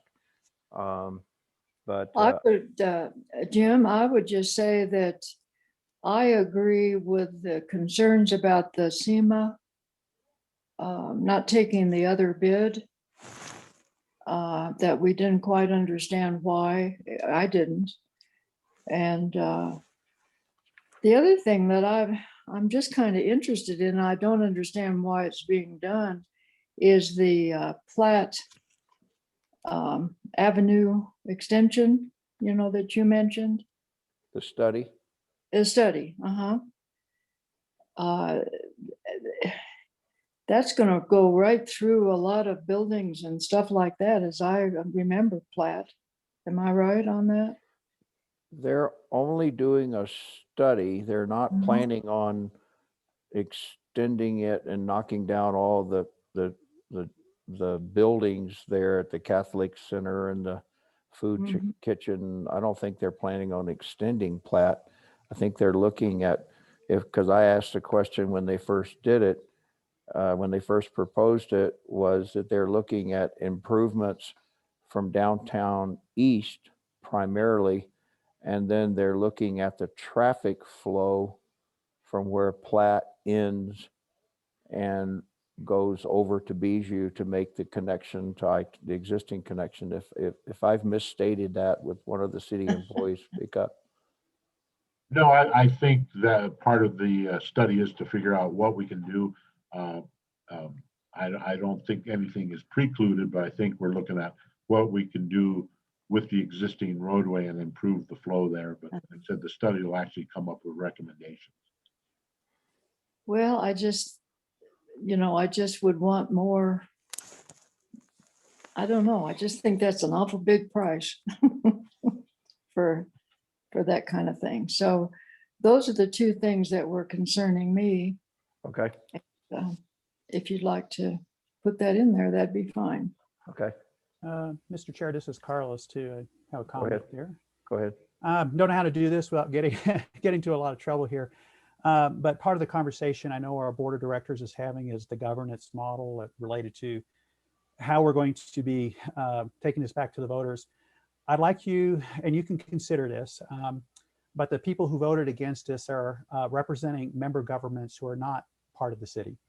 El Paso County, Green Mountain Falls, other jurisdictions. So if you can just make that diplomatic note to our board, I think that would be good too. That's probably a good point. Yeah. Yeah, that's fair. That's fair to say. Yeah, I'm not trying to put anybody on the spot, but this is a question that germane and is being discussed right now before the board. And I think they should know that objections are coming from outside of Colorado Springs. Okay. All right. Well, it's changed so much since I was a kid. We used to drive from Kansas and come in on Platte to go to Union to my husband's mother's at Palmer Park and Union. So, it's changed a whole lot since then. Oh, yeah. So I was just kind of remembering, but I know the city's grown a heck of a lot. So thank you. All right. Any other? Yes, go ahead. Yeah. I take exception to Carlos' reference to those members of the CAC that are outside of the city. Therefore, we should not vote on anything that does apply to the city. Is that right? And then he should not vote on anything that is outside in the county, but not in the city. Basically, I guess I'm saying our vote doesn't count unless we are specifically, in other words, I represent Green Mountain Falls, as does Ann. If it isn't in Green Mountain Falls, we shouldn't be allowed to speak about it and object to something. Mr. Chair, can I respond to that characterization? All I'm saying is this is a conversation at our board of directors. This is not my opinion. This is a conversation that our board of directors is actually considering or contemplating as part of the renewal for Pprta 3 as to exactly how this governance model is going to be. I think it's germane, not necessarily I agree or disagree, but it has some relevancy to this discussion that we're having right now. And I just thought it was important that that the board be aware of this particular, that the objections are coming from El Paso County for a city project. And that's something I think, bring it up diplomatically. Well, like I say, you may decide that this is not relevant, and I certainly respect that, but I wanted to bring that up. Okay, so let me just quickly try to explain. When I speak on behalf of the CAC to the board on decisions the CAC makes, it's on behalf of the entire committee. I don't get into county versus city, municipality, into whoever. The CAC has voted and this is the result. End of discussion, unless they ask, and sometimes they do, just generally, why were people against these projects? It's done in a generic sense. I have never, to my recollection, ever identified an individual or a municipal or a member government or representative of a member government for how they voted. And so my intention is to stay away from that. Jim, I would say, I think you're in a bad spot, but I do remember when I was appointed by Green Mountain Falls, Tyler Stevens, who was on the board at the time, told me that I wasn't really representing Green Mountain Falls. I was just me, a citizen who could make a recommendation as I saw fit. And I happen to be in a mountain community, but the two things I objected to had nothing to do with Green Mountain Falls. There were other reasons, as you noticed, the cost of a thing, and then Platte Avenue, which is just kind of a personal thought I had. Okay. So that's the way. The reality is, if they really care to know who voted for what and why reasons, they can check the tape. Sure, I don't care if you tell my name or what I think. Well, I just don't do that. I represent the group as a whole and the consensus. Oh. I represent the group as a consensus of a vote based on our vote, and try to stay away from individual decisions unless it's super controversial or I'm directly asked the question. So I understand. You know, one thing that we can do, and I did do it at one point, I went to the board of directors meeting and spoke what I thought, just as a person. That's always your right. We do that. Yeah, sure. Jim, I like Jim? I like Go ahead, the Richard. way that you are handling it and the way you handle it with our leadership on the board. So I recommend you keep doing it that way. I have no problem if you need to answer and identify an individual like me and my reasoning, that's fine. But I think it's better to, we're a regional group. We're not a separate city, a separate county, a separate town. I think you're doing the proper job as our chair when you make your reports. Sure, I agree. Yeah, Jim, this is Larry. I guess I'm sort of in trouble because as being a county representative, I was the one that put forward the motion to approve these 9 items. And just an additional comment, I thought, there were some very good questions that were brought up by myself and some other people, but I thought that the city, Mike and the parks people did a very good job of explaining, what the situation was relative to each one of these contracts. All right, thank you, Larry. Okay, let's. We've had a vote to approve. I'd like to try to move off of this and move on. I appreciate everyone's input. If you want to address something with me personally about something later, reach out to me. Otherwise, I'd like to keep moving here. So we have item 6C, so El Paso County. So Jennifer, you're going to cover the county today? Jim? Yes? I don't think you took the vote. You had the motion. Oh. But I don't think the vote was ever taken. Oh, yeah, we did. We had all the yays and then we had 4 nays. Yep, 13-4. Okay. So that was the vote.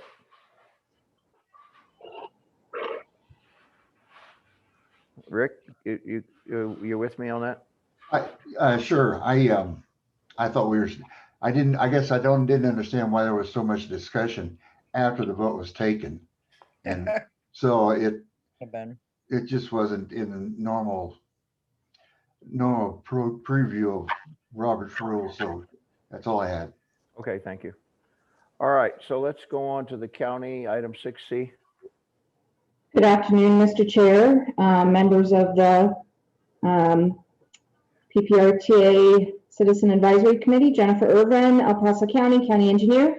We have 3 items for your consideration today.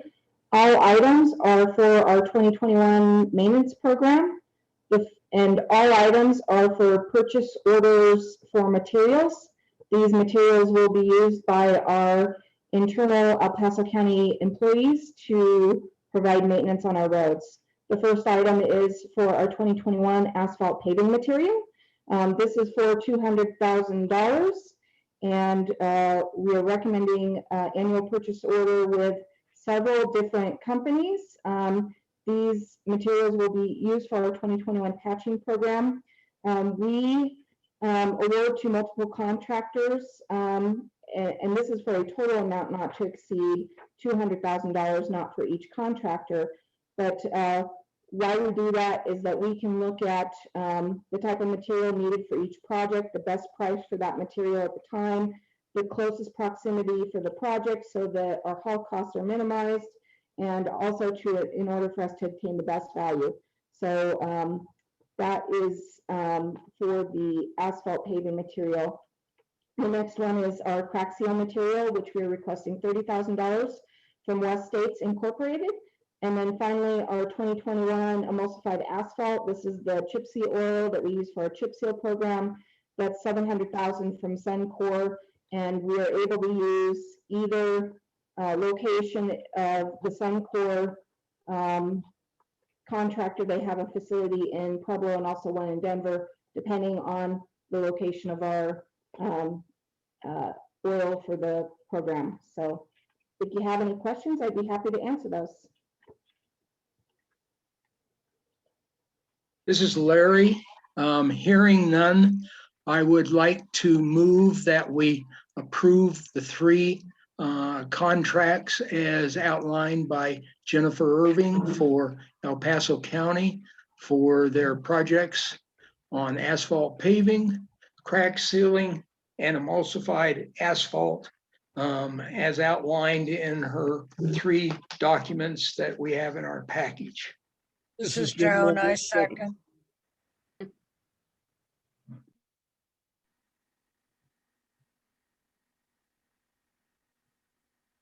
Tim, you're muted. I second it, Joan. Sorry, I had muted myself. I apologize. So we have Larry making a recommendation, Joan seconding. So is there any further discussion? Okay, hearing none, all those in favor say aye. Aye. Aye. Aye. Aye. All opposed say no. Okay, hearing none, motion passes. Thank you, Jennifer. Thank you for your consideration. Okay, item number 7, member government's other reports, transit monthly report. Good afternoon, Brian Vituli with the City of Colorado Springs with Mountain Metropolitan Transit, going to present your monthly report. Hi, Brian. Hi, Jim. For our local fixed route services, we provided a little over 115,000 trips in February of this year. We're still down. We are slightly increasing our ridership levels, but we're still under the capacity restrictions for the time being. But we're hoping that we can all return to normal sometime soon. But for the month of February, we're still down just a little under 50% from February of 2020. Moving to the second page of the report, the ADA service, Metro Mobility. We provided almost 6,000 trips in February of 2021, and that's down a little over 46% from February of 2020. Our specialized paratransit, the taxi choice option, for February, it's still been discontinued, but the service has, the taxi option has been reinstated for March. So next month, you'll be able to see some data on the March numbers.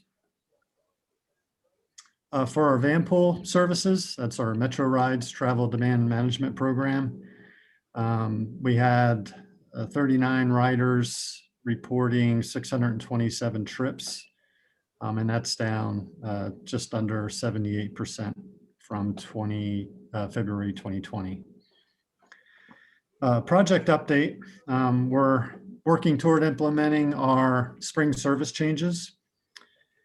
And, the implementation dates for some of these are different dates, but for our new Route 37, the service from the Academy Hancock super stop area to Peak Innovation Park and the Colorado Springs Airport. That has been approved, and the tentative date for implementation will be Sunday, June 13th. That was the latest information we got from the Amazon folks as far as how their building is progressing. And if that needs to change, we'll modify that accordingly. Hey, Brian, I have one question. That route is also going to take folks to the airport. And in the narrative, it said that the route will only, the schedule will only be doing around certain times and shift changes, and we just, the Amazon workers shift changes. Will that not be confusing to people that are gonna maybe just go to the airport? Or is it not expected to have, from that pickup area, is the volume of traffic going to the airport itself for flying and airport type work? Is it just not expected to be great enough? But it just seems that if the schedule only operates around shift changes early in the morning and in the afternoon kind of thing, that what good is it to go to the airport?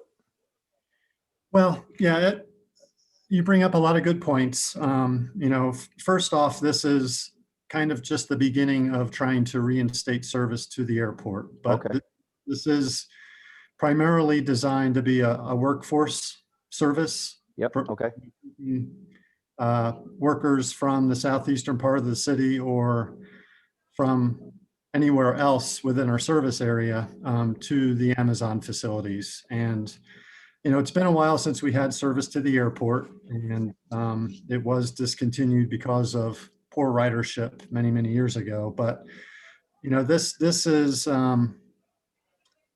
is kind of what we're hoping will be a phased approach to re-implementing service to the airport. So you're right. It is totally geared toward serving the Amazon facilities and their shift changes, but and it's not really designed to be a visitor type of service to the airport. Again, it's going to work for some people, but for the most part, it won't work for everyone. But it's kind of the first step in kind of reinstating service. And we're hoping that, with continued funds or additional funds, we'll be able to build on the service for 2022 and kind of offer it during normal operating hours, 7 days a week, where workers or visitors could use it. So, but you're right in a lot of that.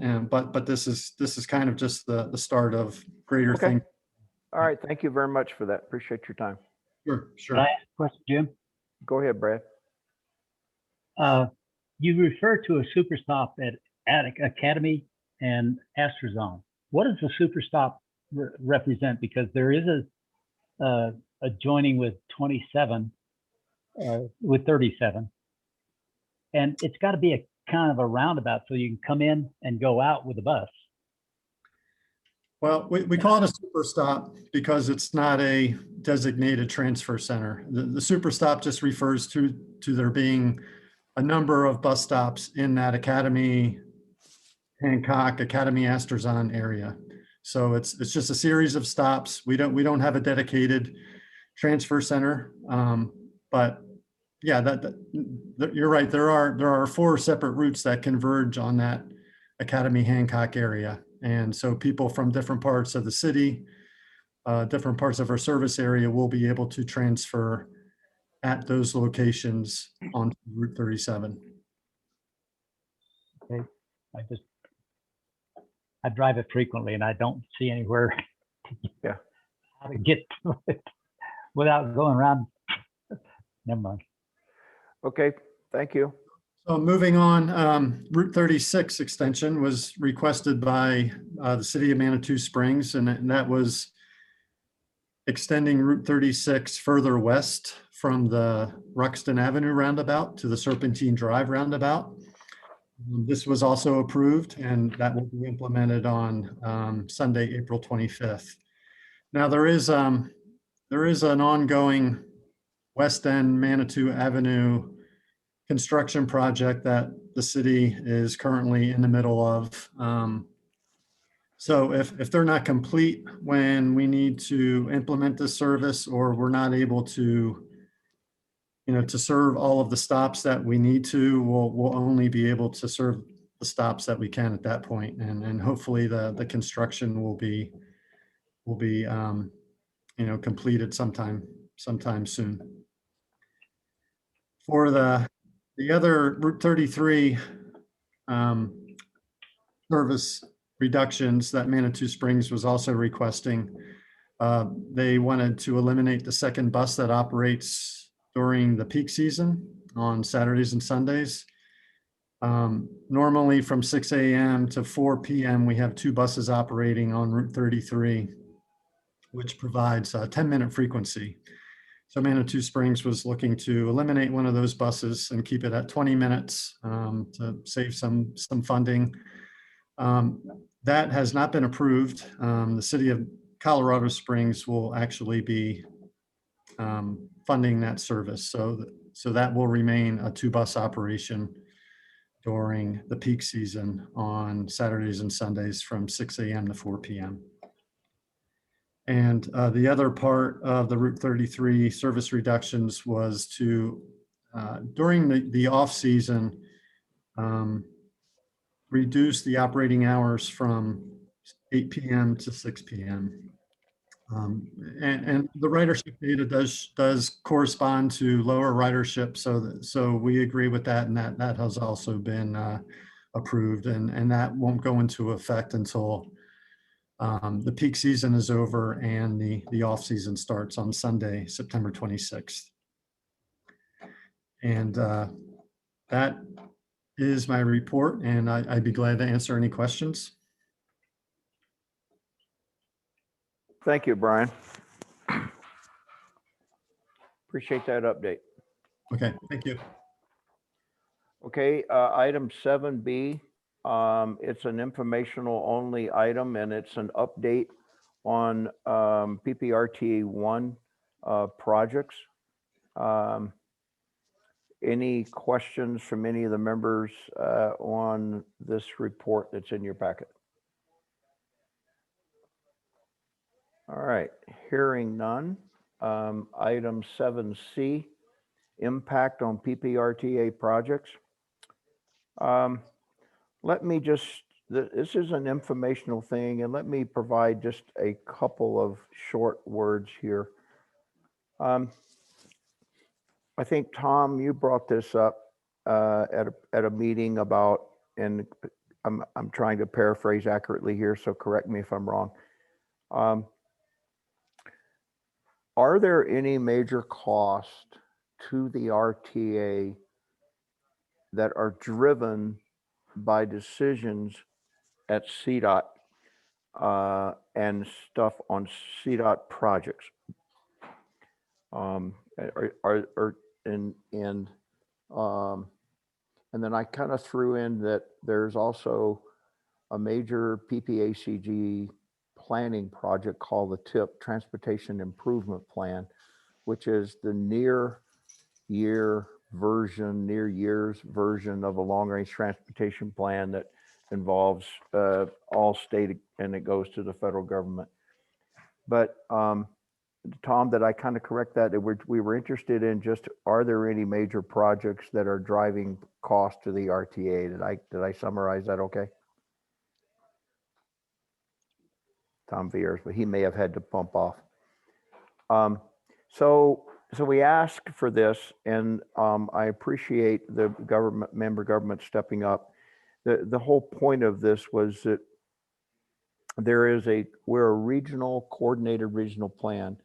And I personally have seen a trend over the years of where the state will ask us in the local area, because we have money, to pay more and contribute more to projects.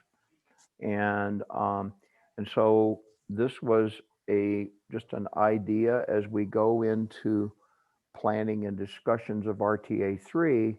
There was discussion about a category of regional match or regional projects and this, that, and another. And so as we're going into those discussions for matching funds or regional issues, what is our current impact? Are some of our costs being driven by decisions outside of our purview, the RTA as a whole purview?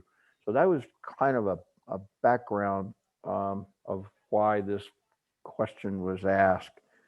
So Rick, I know Rick Sonnenberg, we've had several discussions on this. Did I kind of capture that accurately? Yes, that's what I recall Tom's intent was. Okay. And I've spoken with Jennifer, and I did not speak to the city, but I think this report just gives us an idea. I don't see it as necessarily an ongoing thing, but I wanted to get an idea of the impact of those decisions as I stated. So this is kind of an informational thing. If anybody's got any questions, speak up. And I do appreciate the time and effort that the city and county put in to provide us this information. So thank you. Anyone Jim, have- is that what we're seeing on the web, on our screens right now? That one is the county's projects. The city's was right before it. Could I ask Jennifer what MAMSIP is short for, or an acronym for? MAMSIP. Jennifer, military. Thanks, Rick. Go ahead. You got it. No, go ahead. I just got the first letter. Military access. Now you're gonna, military access, mobility, safety improvements. That's the project. And if you remember that we applied for, that Cdot applied for and we supported, and that includes 4 kind of separate distinct projects that were kind of coupled together. And the project that we had in that overall grant application with Cdot was that was related to PPRTA was Academy Boulevard. And I think I came before you last year talking about how, we were working with Cdot. On this project provides a potential benefit to our project, not a cost from Cdot, because we're going to have reduced costs for design, construction, and construction management, minimize traffic impact, and reduce construction. So I have an entire memo in regards to this that I had presented a year or so ago, or even more at this point. But hopefully that helps, Webb. Yep. He's dealing with his dog. Okay, any other questions on those item 7C, impact on RTA projects?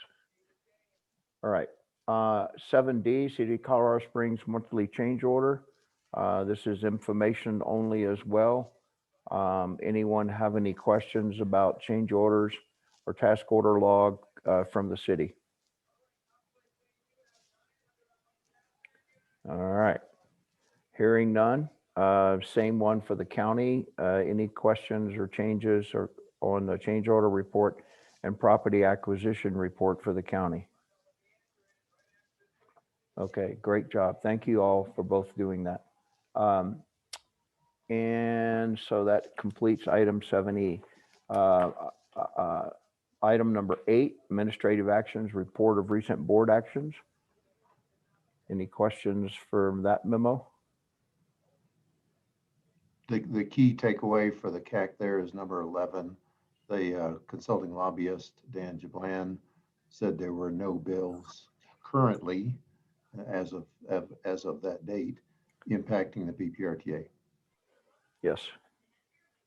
He expected that to change possibly. All right. Item 8B, City of Calhoun's request to join the RTA. The memo is fairly self-explanatory. Cindy, you still on? Yes, I am. Would you like to address your memo and this, or leave it to the- Sure. If you could leave that memo up, that'd be great. So PPRTA approached Calhoun, and I have to tell you, I didn't think that they would be interested just because we had passed a street sales tax a few years ago. Well, I guess it's been 5 or 6 years ago. But they had a meeting with the board and folks from PPRTA, including Rick. And my board, all of them are very interested. In fact, I have to say the one who kind of spearheaded is a business owner here in Calhoun. So I thought that was good omen. So I had nobody against it. We're already talking about how to get word out to the community and how to, sell it. But it was unanimous on the resolution, and they would really we would like to take it to our voters in November. We've already checked with El Paso County to coordinate on the election. But I don't want to do that until we get approval from Pprta. Do you guys have any questions for me? Any questions for Cindy? Jim, Yes, go ahead, Reb. I recommend that we give a recommendation to the board to approve it. Oh, I'm sorry. Yeah, I would second that, Okay, who was that, Gene? Ed. Oh, Ed. Okay, Ed Dills. Reb recommend, Red recommend, and Ed Dills second.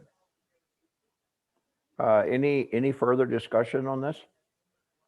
All those in favor of making a positive recommendation to the board that Calhoun join, based on the information in our packet, all those in favor say aye. Aye. Any opposed? Say no. Well, thank you, all of you. And job. hopefully we'll be part of you. There you go. That'll be great. Again, maybe for sure this time, right? Yeah, let's not even talk about that part. Yeah, okay, all right, got it. All right, thank you all. Item 8C, PPRTA Annual Report. This is the draft for your review. We've received comments and made changes after getting comments from Rick Hoover, Tom Viersba, Mike Chavez, and I think the version that I sent out, I think yesterday, had those dozen or so revisions from those three gentlemen. So but feel free to have get your microscope out and eagle eye and look at it and see if we're missing anything or if you see a need for improvements. So that's where we are today, is to get your comments and see if you're okay with it or if you want it revised. Rick, can I ask a question? Go ahead, Red. Question. Is this a final revision, or when is the quote, the finished thing going to go for approval to the board? If it's approved, if it's recommended today, does it go to the board next Wednesday, or do you wait until May? It'll go in their packet tomorrow for next Wednesday. The version that I sent you yesterday to the CAC, yes, is unless you want to change that version, that version will go into their agenda packet in the morning. If there's no objections, I would like to recommend approval pending there are no other recommendations for revising it. Hold on just a minute, Reb. Hold that thought. This is Cindy. Go ahead, And Cindy. I know Ramus part is very small, but could you change 2019 to 2020?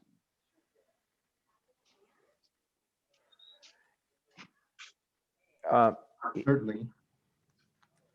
So Reb, what I would like to suggest, there have been a couple of changes since Rick sent out, just for clarity, nothing major, one or two things, I think. Dave Zelnick made a recommendation just to change instead of facing east or eastward facing, just for clarity under a picture. There's some minor little revisions like 2019 to 2020 or 21 or whatever. So could you make your recommendation that that the report that goes in tomorrow, I think Rick Sonnenberg, am I correct in saying that some minor editorial things like that will be made in the final correction without necessarily, we're talking general content here, not happy's to glad. Yes, I forgot to mention Dave Zelnick had a good catch. There was a picture facing west. It was the eastbound lane, but looking west. So we will fix that. So with that and fixing Cindy's changing 2019 to 2020, unless there's other good catches where I think we might be ready to go, but are there any others? Okay, Rev, so go ahead and make your proposal now, please. I propose we recommend approval of the annual report with the minor provisions mentioned by Dave and Cindy to the date and direction of a photograph. Second. Joan, second. Okay, so we have a recommendation and a second. Who was the other person speaking up? I second it, Joan. And I did too, Jim Moore. Oh, Okay. well. Joan's whoever. already got 1 second, so let's give Jim this one, Joan. Is that all right? That's fine. I don't care. Thank you, Jim. Thank you. Okay, so I would just like to say thank you all for your revisions. Tom Viersma, you did an awesome job with your revisions. Thank you for your time, and thank the Public Outreach Committee for your inputs as well. So we have a motion and a second. So all those in favor say aye. Aye. All those opposed say no. Okay, thank you all. This is our way to tell the public what we've done. So I appreciate all of your time and investment in giving this a hard look. Good work, Okay. everybody. Thank you. And to the staff, apologies for the torture, but I think we ended up in a good spot. Thanks, everybody, for the hard work. Yes, and the member government staffs that put together their pieces, a lot of work goes into this. And just, I would also say at the same effort, the quarterly reports that come out, I've said this before, those are a great tool to have handy when people start asking you projects and questions about things. So, so thank everyone. All right. Item 8D, update for Cdot's I-25 gap. Rick, you got anything other than what's in the memo? I just wanted to highlight the what has also been in the Gazette a couple of times in the memo that's called Package 4, that Cdot has found the funding to replace the County Line Road Bridge. So that construction began, is already underway, according to my Cdot contact, with a scheduled completion by the summer of 2022. And then the entire gap project is supposed to be complete by late November or December of 2022. Jennifer Irvin. Is she still on? Yes, sir. Hey, on County Line Road, are they gonna have like a date when they put the beams across the road? Is that I haven't seen that come across as far as the schedule, but there is in the notice, you can sign up for the notice for the I-25 gap project.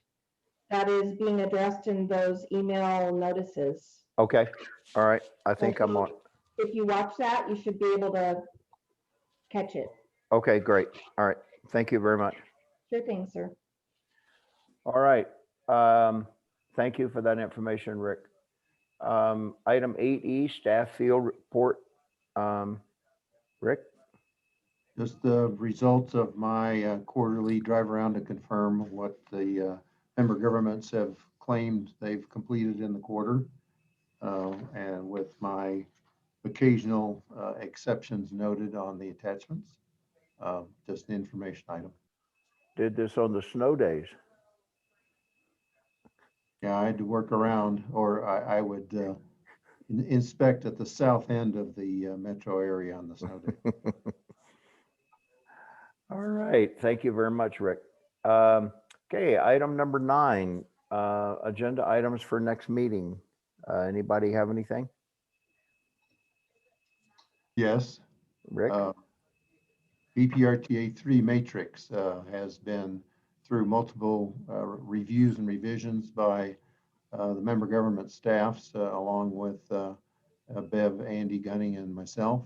So it's ready to come back to the CAC. You'll recall the last fall, the CAC had some discussion on it for 2 or 3 meetings, but then it was deferred to the city and county staffs to take a stab at it.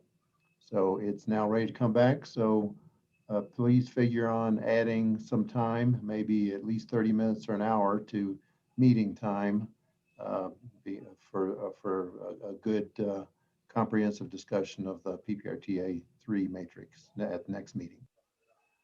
Does that mean instead of 30 minutes for next month's meeting, it may be 35 minutes? Oh, okay, smart Alec. We Oh, it's just asking. we postponed these, as some people have said, agonizing monthly discussions over the last 4 or 5 months to have one big agonizing discussion next month. So fill your water cooler as you come to next meeting. We'll try to breeze through this as much as possible. Well, you don't have to finish it in one meeting, but please do count on some extra time. Yeah. Hey, Jim, do we know when we'll meet in person again? I already asked that question. Not soon enough in my book, but I did not. Yes. Rick? Just be is she and a team along with Andy Gunning are working on the technology to possibly have that in place for May, but still being worked on. Everybody get your shots. That helps. I got mine. Yeah, me too. Let me open my bottle real quick. Yeah. All right. Thank you for that input on the matrix. Any communications by any of the members of the committee they'd like to share? Okay, any of the non-committee members that are on the call would like to share anything? Okay, hearing one. Then I won't ask for a motion. I'll make it myself. Sorry, hey, Jim. Yes. Sorry, I was muted. Hey, Brian. Hey, I did just want to invite anybody who's interested. The El Paso County Homeless Veterans Coalition will be having our annual meeting and election of board tomorrow evening. If anybody has any interest in that, they can contact me and I can send them the link. We will be meeting both in person as we have been and on Zoom. We'll be broadcasting. this meeting via Zoom for the first time. So it'll actually be a first time broadcast. Usually we just meet. And it's not on Zoom. It's on freeconferencecall.com. Okay. Same thing, just we don't have to pay for it. Yeah, I hear you. Thank you. Thanks. Thank you for that. And thanks for joining joining the meeting. I appreciate it. No worries. All right. So with that, again, thank you all for your time and effort to make this committee work, and we are adjourned. Bye-bye, all. See you next month. All righty. Bye-bye. Thanks. Bye. I second the motion.